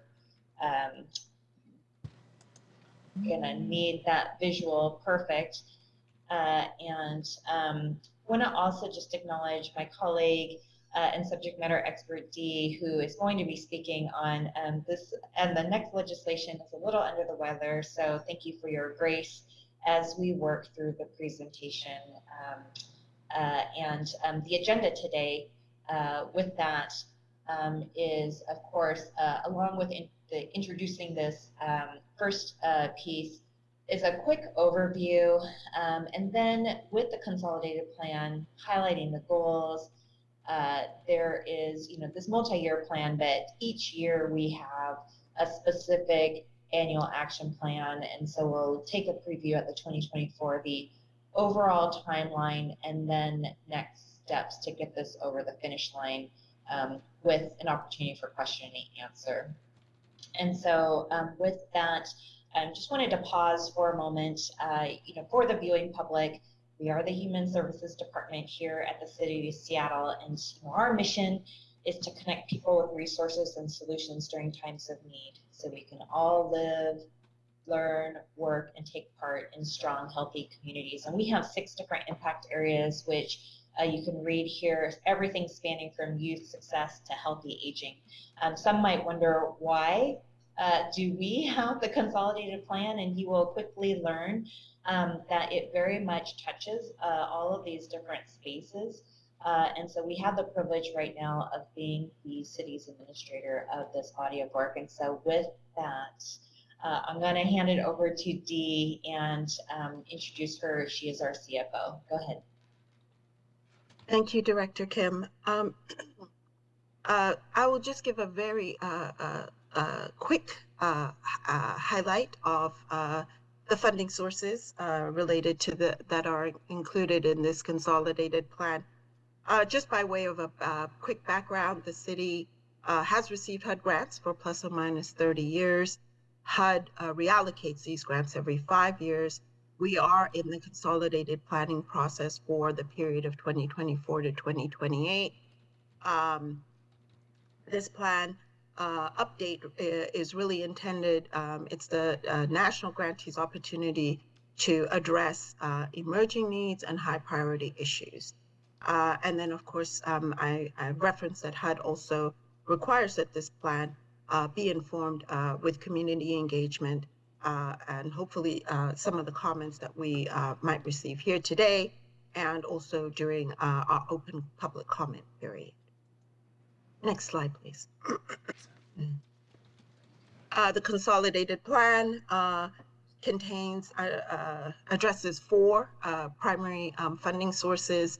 The Community Block Grant, also known as CDBG, is a program specifically to improve economic, social, and physical environment and to enhance the quality of life for low to and moderate income residents.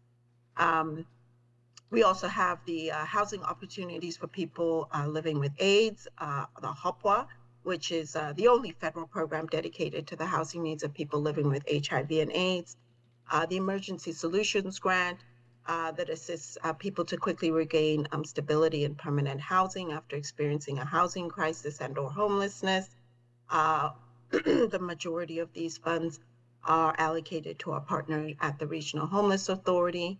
And then we have the Home Investment Partnership Program, also known as the Home Grants, that provide grants to create affordable housing for low-income residents.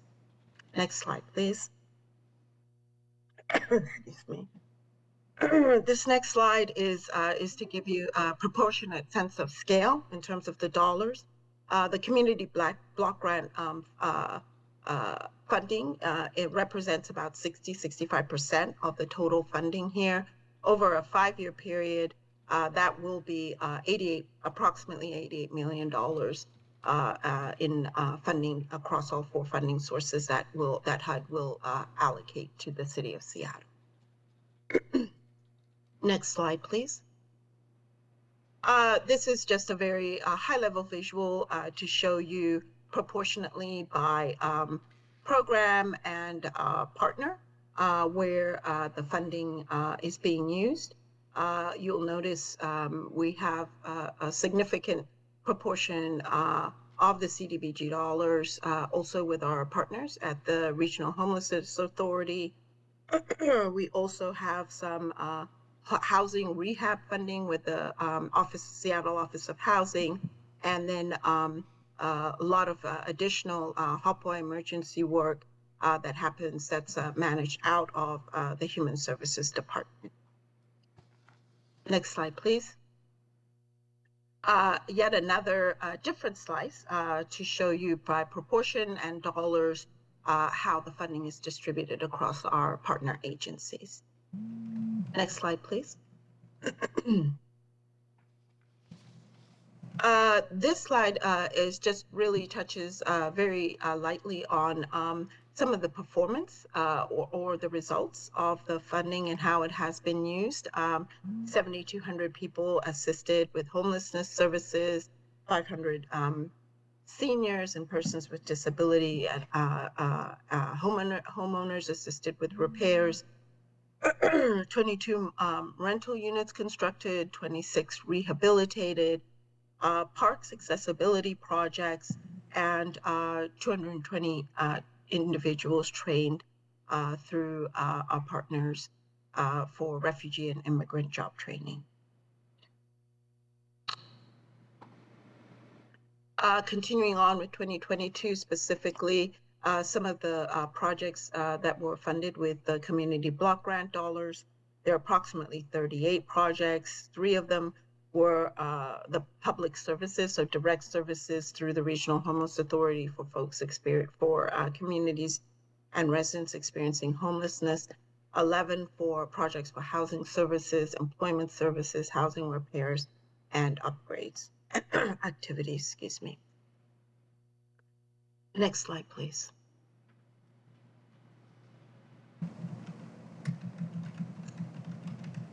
Just a little bit more specifically on the Community Block Grant, as that is going to be, I suspect, the primary focus of interest, is that just reiterating that HUD's statutory requirement is that these funds be used to benefit low to moderate income persons.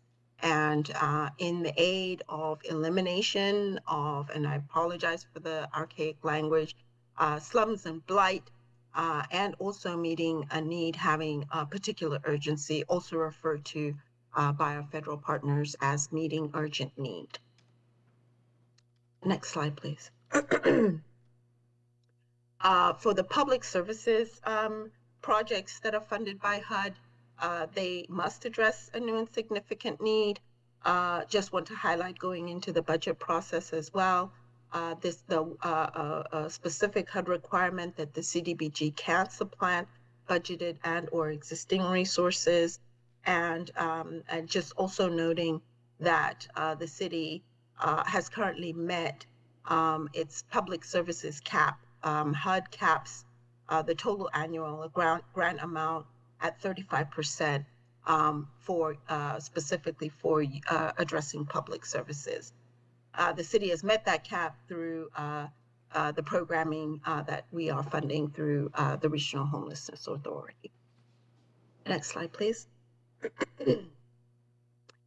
This slide is a very high-level overview of the 5 main goals going into the consolidated plan. 4 of them are continuing and ongoing, increasing services and preventing people from experiencing homelessness, providing equity and access to community infrastructure and recreation opportunities, increasing economic development and job retraining opportunities, and increasing affordable housing options are all areas that the city has previously prioritized and continues to prioritize in this next round for consolidated, in this next round of the consolidated plan. The new goal that has been added, policy goal by the mayor's office, is addressing the needs of people impacted by mental health and substance abuse issues, specifically opioid and fentanyl abuse crisis. We will speak more specifically to how the city is planning to address this specific goal with these funding sources later on in the presentation. Next slide, please. Also included with the HUD has an annual planning process where all of the partners are required to present their spending plans. Because we are in at the start of the 5-year consolidated period, the annual plan for the 2024 is actually incorporated into this draft 5-year plan. It anticipates that the entitlement grants awards and prior unspent CDBG balances will be included, and a separate ordinance that finalizes the 2024 action plan will be introduced next year following HUD's final grant allocations for 2024 to the national grantees.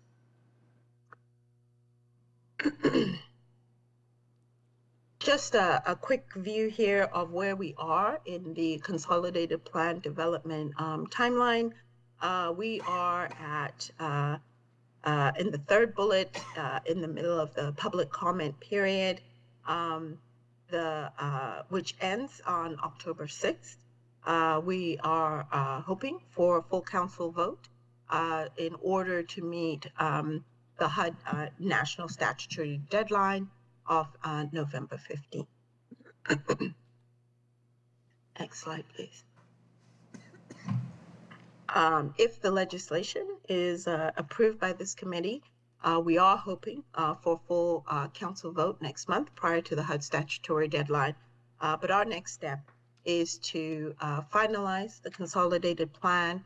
That also includes incorporating all of the feedback from the 30-day public comment window and council hearings, and then the consideration by full council with, again, meeting the HUD deadline of November 15th.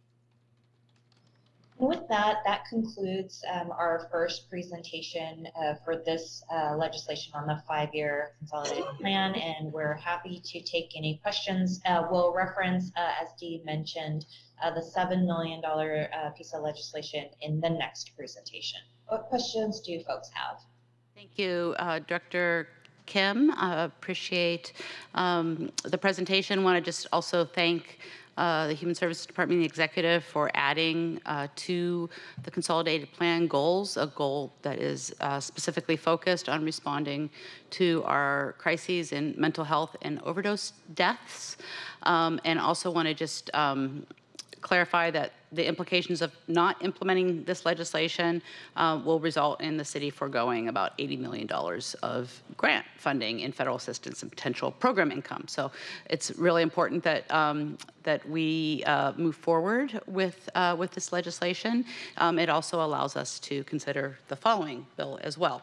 Before I open it up to questions, I just want to ask Council Central staff if you have anything to add. I just have one thing to add actually around timing.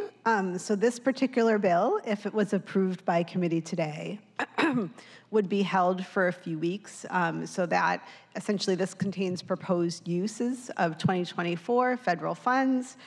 So it would be held for a few weeks so that council can evaluate those proposed uses within the context of the entire 2024 budget, which will be transmitted later today. Again, recognizing that it does need to be approved by full council in order to make that November 15th deadline. Great. Thank you, Jen. Any questions or comments from my colleagues?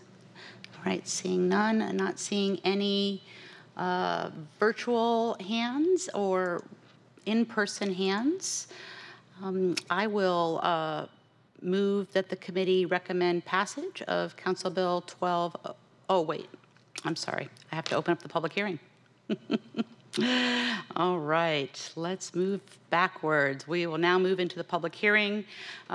Each speaker is given 2 minutes to speak. I will alternate between virtual and in-person public commenters.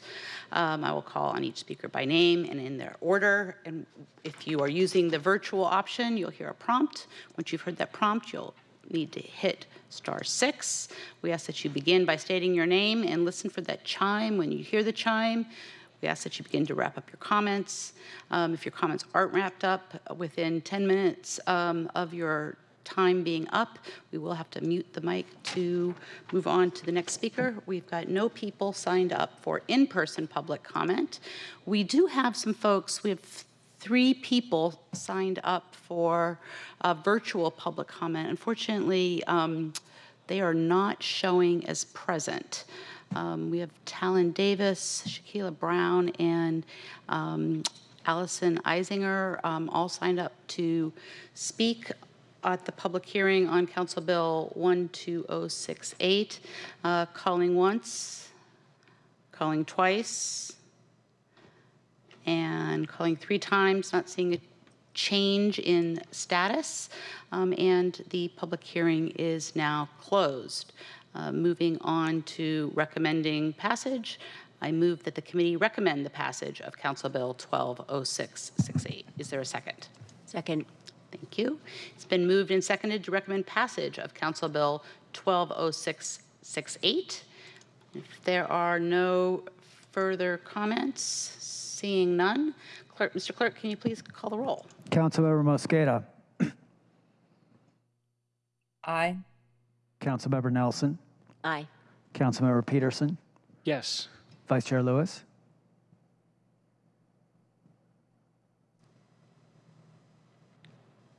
Chair Herbold. Yes. 4 yes. Thank you. The bill passes and moves on to the full council on a schedule to be determined as explained by Council Central staff. And we have one more voting item on the agenda. Will the clerk please read in agenda item number 5?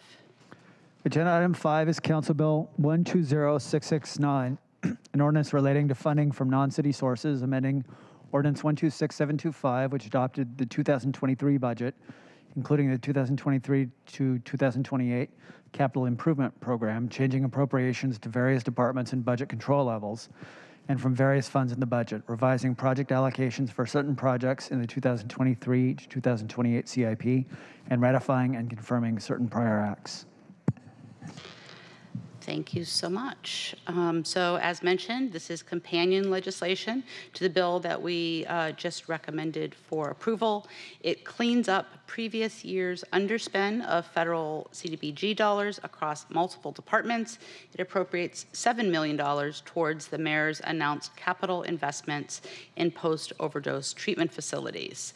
And with that, I will turn it back over to our friends at the Human Services Department. Thank you so much. And Kevin will pull up the deck. Meanwhile, I can introduce myself again. I'm Tanya Kim, Director of the Human Services Department. I'm Dee Lamini, Chief Financial Officer of the Seattle Human Services Department. Once again, we're going to introduce the meat of the legislation, provide some background, go over some next steps and questions. I will just say very briefly that here today, we're talking about the legislation itself. We're not talking about the substance of what will be in the request for qualifications or about substance use and the necessity of it. And so I just wanted to clarify that we do not have a subject matter experts here at the table. It's very important, but I know that this council has talked extensively about that. And so with that, I'm going to hand it back over to Dee to walk us through the substance, and then we'll pause for questions. Thank you, Director Kim. Again, just reiterating that the City Budget Office did transmit. This is the companion legislation that reconciles. It's essentially reconciling balances across the previous consolidated plan period. These are the affected grants that where we've identified the $7 million underspend are cost reimbursable grants with no expenditures against them. Next slide, please. Just a little bit of background here. Meeting the color of the compliance requirements associated with the Community Block Grant Program has proved challenging for the city departments and partners over the years. Some of the common compliance challenges are listed here below. This is by no means an exhaustive list, just some of the common ones requiring environmental review, prevailing wage, federal procurement requirements, timeliness and expenditure monitoring deadlines. Some of these can and have been perceived as driving down increasing costs and or causing project delays.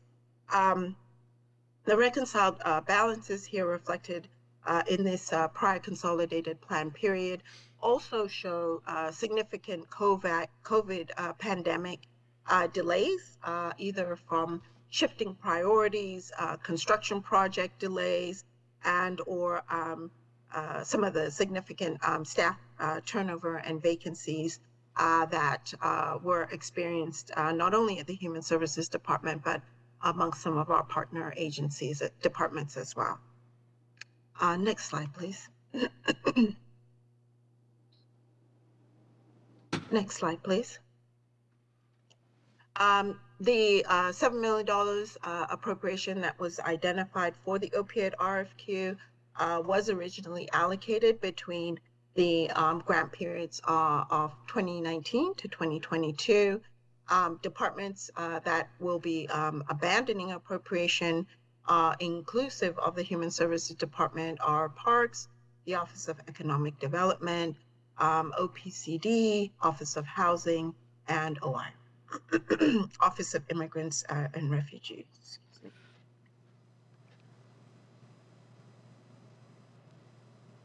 So here for next steps, we just wanted to note that not only, as you are aware, that these funds are part of the executive's planned capital investments in facilities, and there is a brief listing of the type of services that we are seeking to initially invest in through the capital portion of their work is outlined here. Everything from the post-overdose care to drop-in support. So it's really truly a range of services and some fulfilling a current gap. And I do want to note that on the Human Services Department website, we do have a Notice of Funding Availability, or NOFA, and that was recently updated. So we made an announcement. Our intention is to release this request for qualifications on November 1st. And it, again, more or less describes what the intent of the RFQ is. And then once November 1st lands, we will have a full description, including the guidelines and application. And so that will be readily available. And then all the things that go with it in terms of information session, technical assistance, et cetera, particularly because these are CDBG dollars. And so just wanted to note that, but we don't have additional information to share at this time, as I mentioned, and Dee will continue on with the second bullet. Thank you. Are we opening it up for questions now? Oh, no, Dee, do you want to finish up?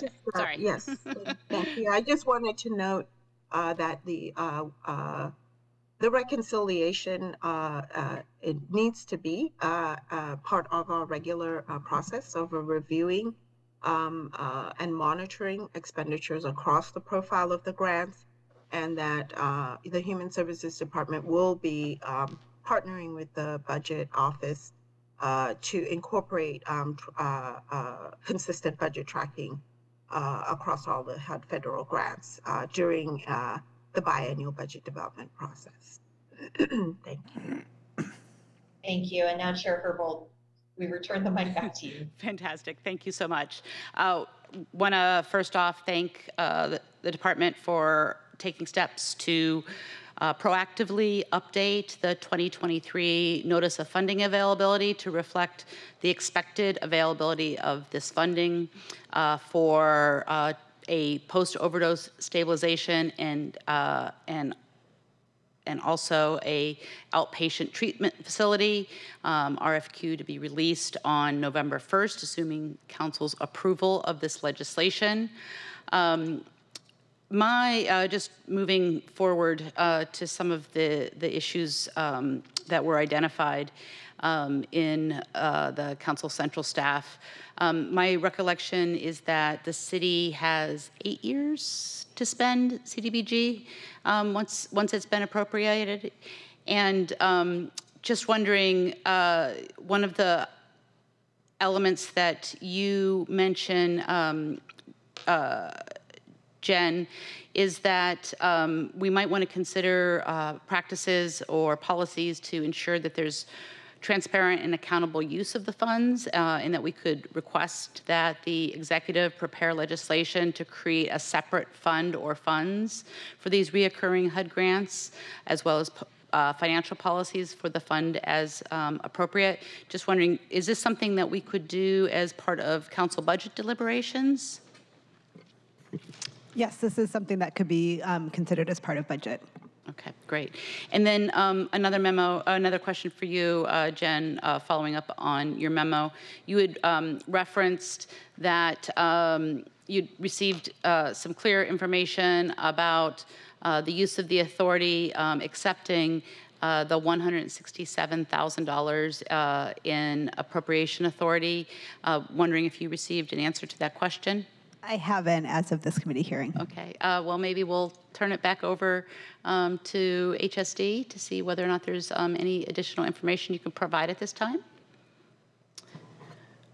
And maybe, Jen, I may have misstated the outstanding question. If you want to clarify it for HSD, that might be helpful. Yeah, so Dee and Director Kim, there were $7 million of appropriation authority added to the public health BCL, budget control level, and we're all clear on what that's for. You went over that today. And then there was also, I think, $167,000 that was added to another budget control level, and was just curious if you could provide some more information about what that additional appropriation authority was for.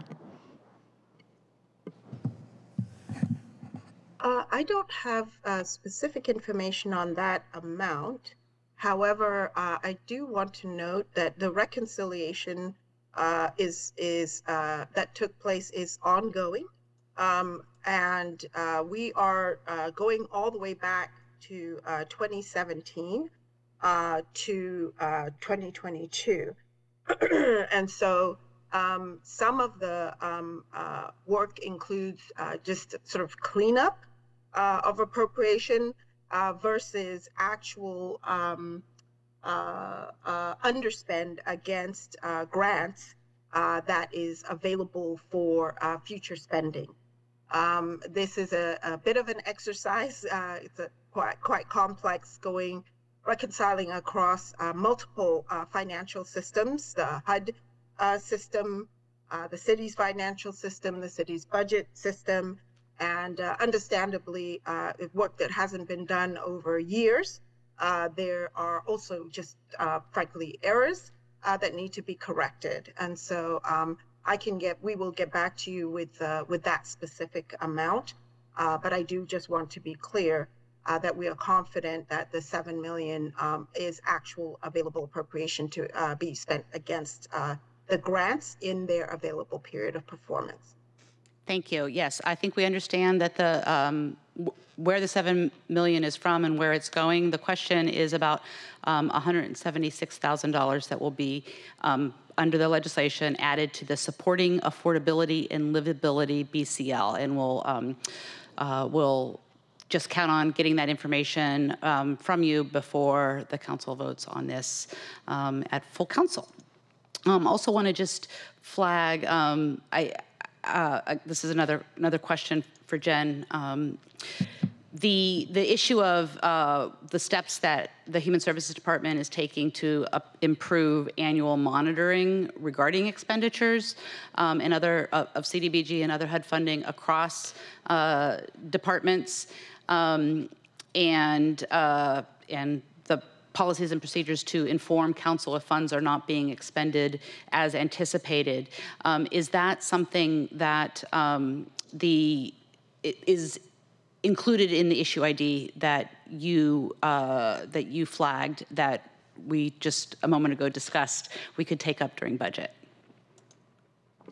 I do think establishing a separate fund for these 4 federal fund sources would be the first step in terms of being able to do ongoing monitoring and tracking of those. It provides the kind of high-level oversight that allows us to see if funds are being expended at the rate that would be expected. And then, yes, happy to discuss if there are other options as well. I think that, as Dee had mentioned, I think incorporating this more as part of the annual action plan and the review process of the annual action plan is an important way to evaluate on an annual basis how funds are being expended and if there's an opportunity to use them differently. Fantastic. Thank you so much. Are there other questions from council members? Looking virtually and in person? Not seeing any. Thank you so much. I move that the committee recommends passage of Council Bill 120669. Is there a second? Second. Thank you so much. It has been moved and seconded to recommend passage of Council Bill 120669. And looking to see if there are any further comments. Seeing none, will the clerk please call the roll? Councilmember Mosqueda. Aye. Councilmember Nelson. Aye. Councilmember Peterson. Yes. Vice Chair Lewis.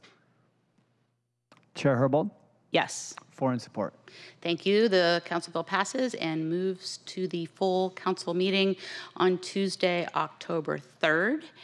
And now we've got agenda item 6. I recognize it is 11:43 a.m. and I know we all want to be out the door by noon. Can we stay for another 15 minutes? You're going to take head to the office. I'll view it from the office. Appreciate that. Okay, great. Thank you. Will the clerk please read in agenda item 6? Agenda item 6, network company tax pre-introduction discussion. Okay, so quick introductory remarks. Over the last 3 years, this committee has worked to pass protections for app-based workers in order to protect a vulnerable and fast-growing population of Seattle employees. Most recently, that includes the app-based worker deactivation rights ordinance. During discussions of that ordinance, I made a commitment to the mayor's office to bring forward potential answers to the questions of funding the enforcement of this and other app-based workers protections. As the Office of Labor Standards noted in their September 11th annual certification on OLS functions and resources memo, the office is responsible for enforcement of a wide web of worker protections that cover 54,000 employers and almost 600,000 employees, with a team of 34 full-time employees. In that memo, they touch on Seattle's leadership in building protections for app-based workers. Just a quick quote from that memo. Much of the policy team focus has been on advancing labor standards for non-standard workforces, especially gig workers, domestic workers, and independent contractors. This work is time-consuming as few jurisdictions have tackled such initiatives. Consequently, OLS must create the roadmap rather than relying on the experience of other jurisdictions. Today, we are joined by Karina Bull, and let's see, I think just Karina today. Let's see here. They will be presenting, or Karina will be presenting a presentation on a proposal for a per transaction fee to help the Office of Labor Standards continue to create the roadmap. Committee members and the public should know that this presentation has been updated, as mentioned, since posted until last week. I think we have been collectively investigating the implementation of a tax. The mayor's office and external stakeholders have shared that there's a strong preference for a fee. I'm appreciative that Council Central staff has quickly changed course to prepare a presentation for a fee as opposed to the tax. And I think y'all received the updated PowerPoint yesterday. There are still some outstanding questions between today's discussion on a proposal and the development of legislation to be submitted as part of our budget process. But since this committee has had the most discussion around app-based worker protections, I thought it was important to have this presentation before we pause our committee calendars for the budget. With that, hand it off to Karina.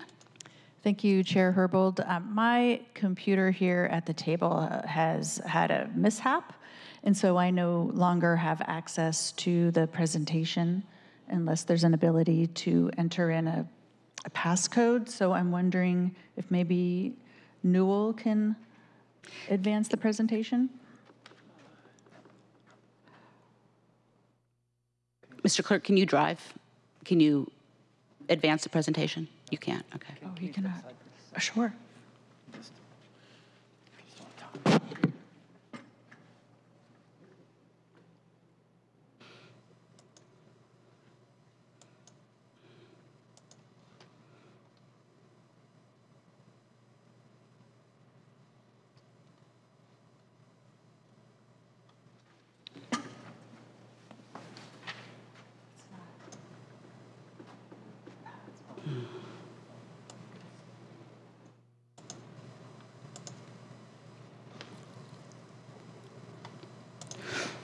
Oh, it's over there. It's on the other screen. Oh. Okay, I think we've figured out the problem, so if you don't mind holding on a few more moments.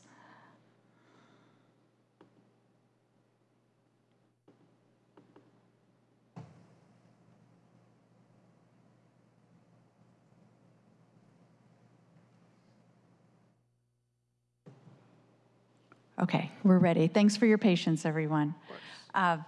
I am Karina Bull. I'm with City Council Central staff, and I'm going to be presenting a draft proposal on a network company fee to generate revenue to pay for regulatory cost of implementing app-based worker labor standards. As Councilmember Herbold noted, this policy is still in the process of development, so there are a number of questions to be determined over the course of the next month or so. The presentation will comprise of background, the actual fee proposal, the filing dates for when it will go into effect and when network companies are expected to start remitting the fee, estimates of the amount of revenue from the fee, a spending plan, and a timeline. Well, to begin, as Councilmember Herbold gave us notice of, there have been a variety of labor standards covering app-based workers. We are most familiar in the current moment with the labor standards that actually include app-based worker in the title that are part of the Pay Up campaign. That's the app-based worker paid sick and safe time, the minimum payment, and the deactivation rights. But there are other labor standards that also cover app-based workers, including the Domestic Workers Ordinance, if those workers are receiving or accepting offers for services through an app, and also the Independent Contractor Protections Ordinance, which explicitly states that it covers platform gig workers, which are app-based workers.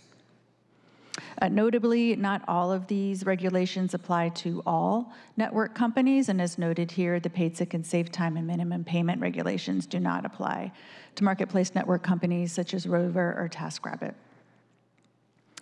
The proposal is geared to have a dedicated funding source to cover regulatory cost of app-based worker labor standards, and the revenue would pay for the administration of a network company license and fees, and then implementation of the labor standards, which would be conceived of broadly to include enforcement, policy development, outreach and education, including contracts with community organizations to support those services. The fee would be required on network companies operating in Seattle, and the amount would be 10 cents per online order for the delivery of goods or provision of other services in Seattle. And the wording of this charge is deliberately intended to encompass the full range of app-based services that are performed in Seattle, and those app-based services would be the same ones that are subject to the pay-up regulations for minimum payment, paid sick leave, and also for deactivations. The director could adjust the fee based on consideration of projected cost, regulatory needs, fee revenue, and other factors. The key point about a fee as opposed to a tax is that the expenditure of the fee revenue needs to directly relate from the activity that is being regulated, which in this case would be network company activity and their treatment of app-based workers. There would be an exemption for online orders solely for delivery of grocery items. Under state law, there is a prohibition on imposing taxes or fees or other assessments on groceries. The way that would play out in this fee is that orders solely for groceries, such as someone ordering only fruit and vegetables, would be exempt from the fee. And then orders that include a mix of groceries and non-grocery items would be covered by the fee. So, for example, you see here fruit and batteries. Groceries would have the same meaning as under state law, which is defined for you on this screen. The fee would come effective in the beginning of next year on January 1. The first filing would be in the fourth quarter of the year to allow time for the city to develop software and systems to collect the fee and also to do outreach to the network companies. And then after that, subsequent filings in 2025 and beyond would be quarterly. As far as revenue estimates go, there is limited online data for the number of online orders that are resulting in services in Seattle. So these fee estimates are based on a possible analog related to transportation network company trips originating in Seattle and the number of TNC drivers operating in Seattle. So again, these are estimates. These are the best that we could do at this time. The fee is estimated to generate somewhere between $2.1 and $3 million per year. The low estimate is based on 21 million online orders, and that number derives from the average number of TNC trips for 2018, 2019, and 2022, several years omitted due to reduced trips during the pandemic, and that would be 21 million online orders. And then the high estimate is based on 30 million online orders per year based on average TNC trips per driver for those same years, multiplied by the number of estimated app-based workers, which is about 40,000. And again, that brings the estimate up to 30 million online orders, which would be about 3 million per year. The city and county are able to, and are required to, collect information on TNC trips and drivers. So we do have firm data on that information, just not on the online orders. That data would become available, however, when the fee is being collected. Another way to think about the revenue estimates and whether those calculations seem reliable are thinking of it in different ways. For example, thinking of the number of households in Seattle. There are about 340,000 households in Seattle, and those estimates, 21 million to 30 million online orders per week, would average out to about 1.2 to 1.7 online orders per week per household, knowing that some households may not order anything from an app-based service in a week, and some may order more orders than just 2 per week. Same thing for the app-based workers, estimating the number of online orders per week. That could average out to about 10 to 14 online orders per week per app-based worker. That might be a lot for some app-based workers providing marketplace network company services. It might be less than what an app-based worker is doing if they're delivering restaurant food. The allocation of the proceeds would be deposited into the OLS fund, the Office of Labor Standards Fund, which already has been in existence since about 2017. And right now that fund is funded through revenue from the business license tax revenue, and is insufficient to meet the kind of funding that the OLS director is indicating in the annual certification for the office. The fee proceeds would be spent according to a spending plan. First priority would be paying for the city's administration of the network company license and collecting those fees. And the next would be implementation of OLS app-based worker labor standards. The identified amounts would be adjusted annually to reflect the rate of inflation. And as it's conceived of now, use of the fee proceeds would be in addition to funding levels that OLS is receiving right now in the 2023 adopted budget. That could be adjusted to reflect the 2024 proposed or adopted budget. The spending plan has identified amounts for the administration of the license and fee that would be up to a total of $366,000 in 2024, and then dropping down to $106,000 to pay for 1 FTE beginning in 2025 and beyond. And then the app-based worker deactivations ordinance would be the first priority for funding. You see here what that funding would be. About $1.35 million in 2024, dropping to $1.15 in 2025 and 26 for procedural enforcement, and then going up to about $1.5 million per year beginning in 2027, when the deactivation ordinance requires that the city have ongoing procedural and substantive enforcement. And then next, any remaining funds would be for app-based worker labor standards and outreach contracts.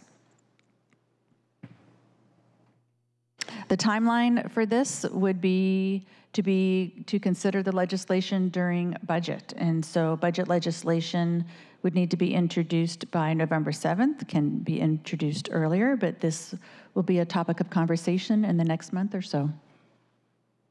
Thank you so much, Karina. Really appreciate your work on this. And I also wanted to state publicly, I really appreciate the collaboration with the mayor's office on this item. I think we're all unified in our goal to ensure that OLS is sufficiently resourced to enforce the city's laws, laws that specifically have a nexus to the pay-up labor standards. And again, my interest in pursuing a fee over a tax is informed in part by ensuring that the funds are protected for OLS to dedicate to pay-up labor standards. I know that as a tax, there are ways of creating a fund, creating a payment plan, but it also creates a scenario where the funds could be we could receive an ordinance, or our future council could receive an ordinance every budget year reallocating the funds from the special fund into the general fund, and with a fee that, as I understand it, that cannot occur.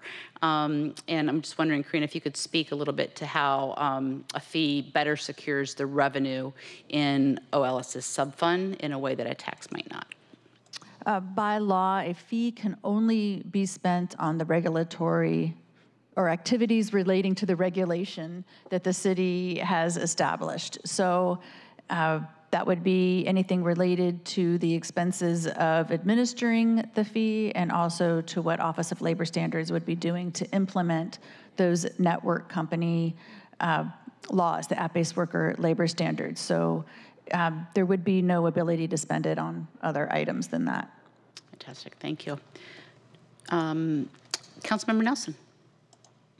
Thank you very much. I have a couple questions. The first one is that, Karina, you mentioned that that come June 2027, the city will be required to enforce the deactivation bill, but the legislation itself says may, not shall. So is there an assumption in this expenditures that, in fact, OLS will be doing full enforcement?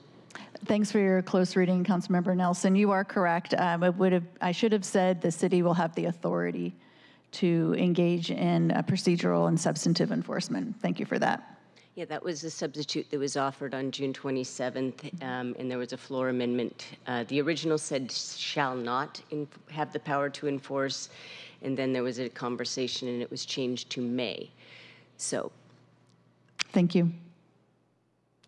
Thank you. Oh, absolutely. Thank you. Good eye. So again, this will be taken. Oh, Councilmember Peterson.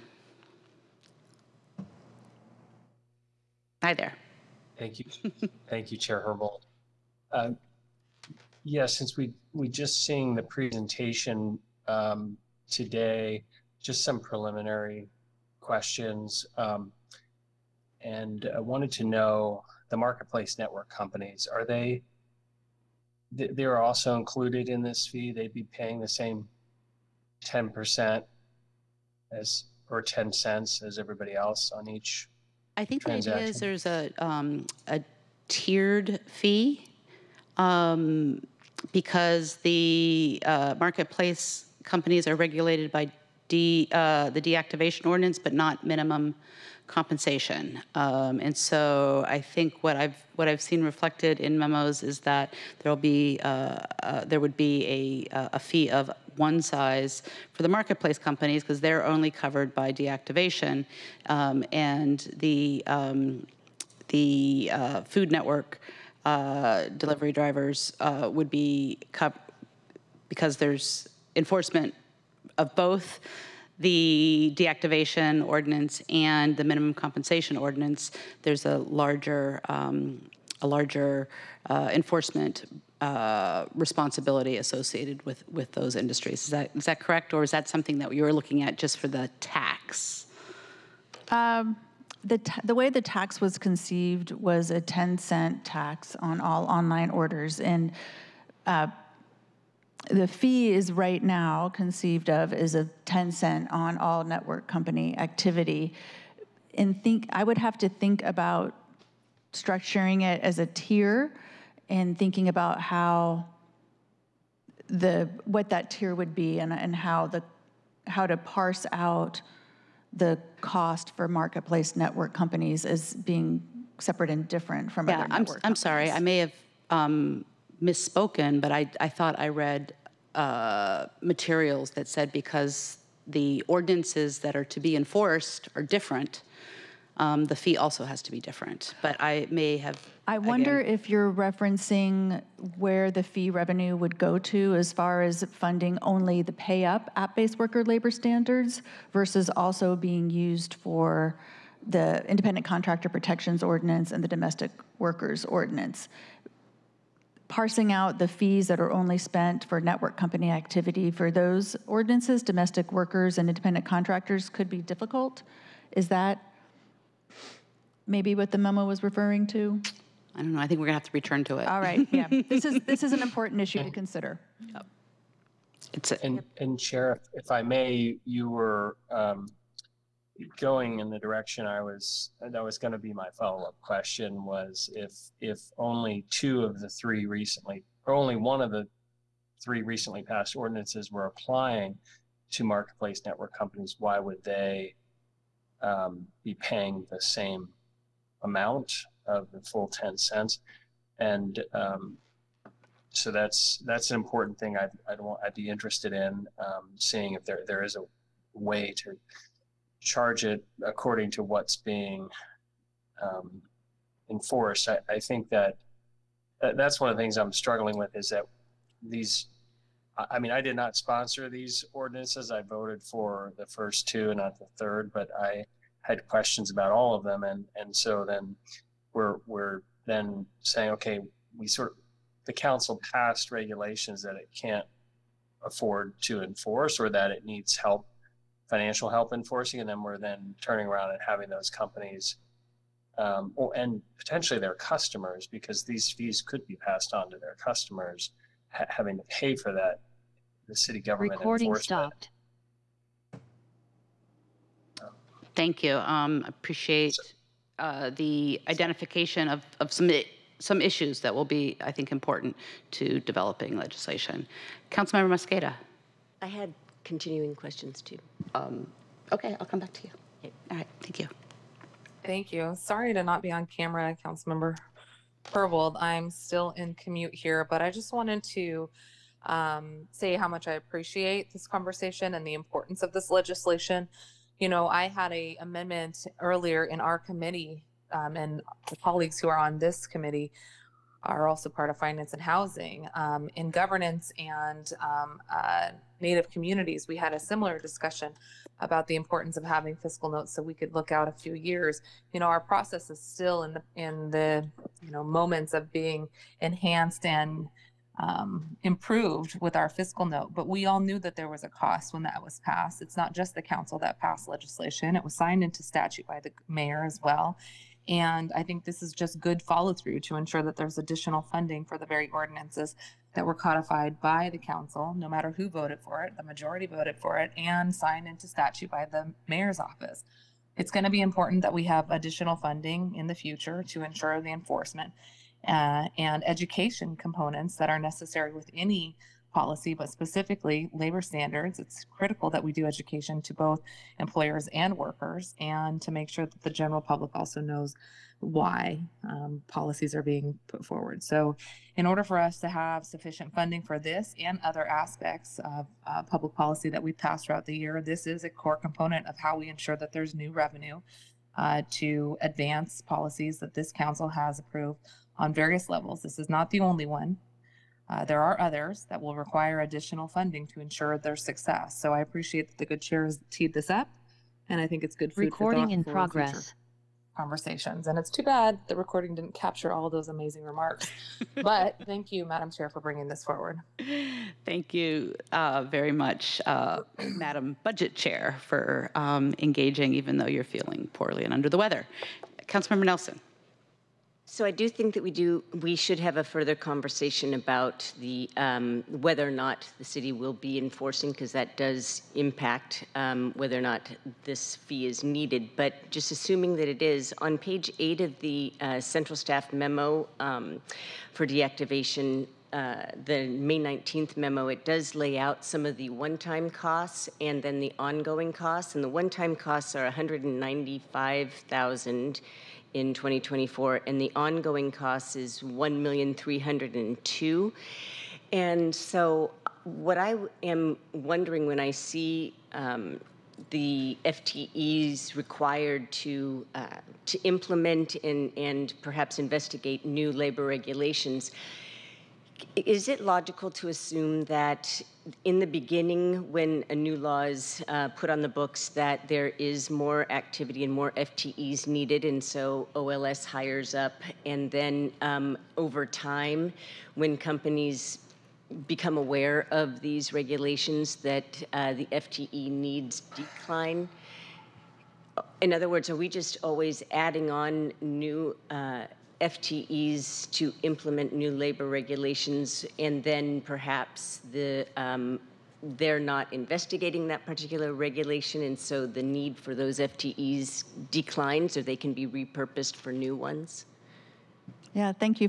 So there are two questions there, or two issues that I noted, and one of them was the amount of funding needed for the Office of Labor Standards authority, not requirement, to engage in both procedural and substantive enforcement. And what Office of Labor Standards has done has assembled the estimated cost to perform what they think is a reasonable level of implementation of both procedural and substantive enforcement. And so that's where they came up with the $1.56 million per year funding estimate. I think if they could augment that, but they believed that that was the reasonable amount that they could engage in that type of enforcement. As far as time passes and there perhaps being a need for fewer FTEs, so there's like a ramp down rather than a ramp up, I think over time with the labor standards that actually the opposite has been found, where there's either a steady or a ramp up, because I think Office of Labor Standards might say that they could use more staff and more resources for all of their labor standards right now. They're operating as best they can with what they have.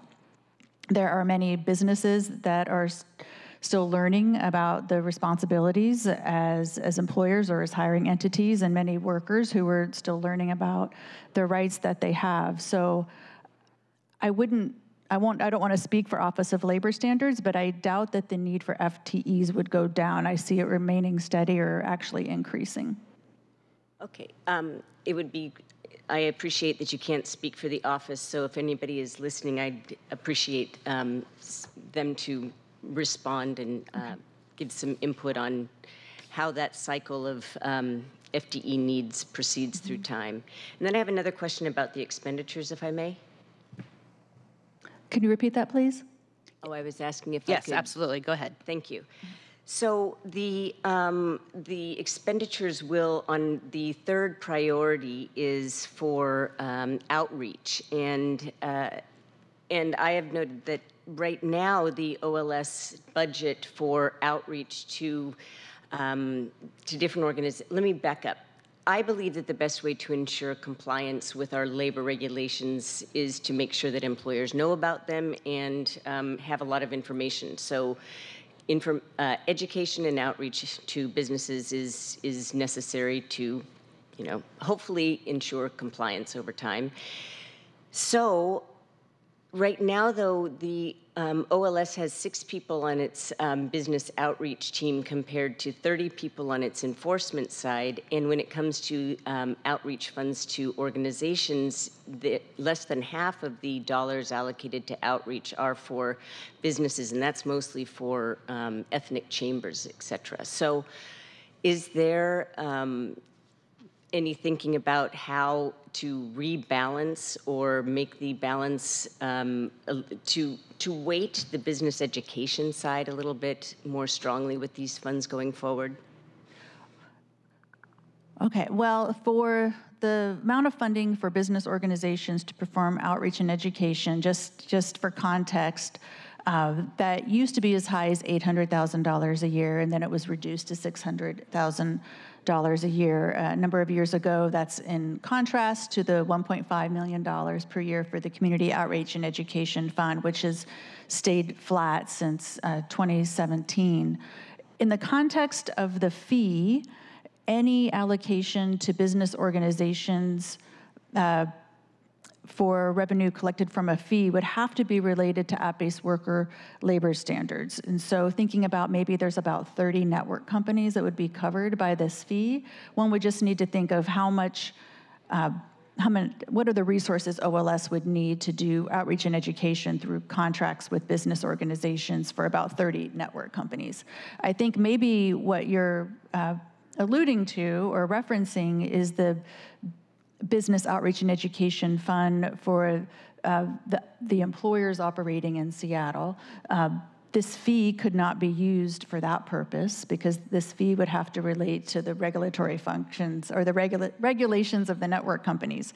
So any increase to that business outreach fund would be separate from this fee. That could be a budget consideration or revenue generated from a different kind of dedicated funding source. Thank you, Karina. Definitely a lot more to discuss here. I did want to just lift up that if a family is getting a delivery once a week, a 10-cent fee would cost a total of $5.20 a year. A minimal impact on the family ordering the delivery, but a big impact on workers who benefit from these protections. I want to just underline the comments from OLS in their memo, their pre-budget memo. They write to say, with growing concerns about the health of the city's general fund in the coming fiscal years, now is the time to think creatively about dedicating funding sources to support OLS operations.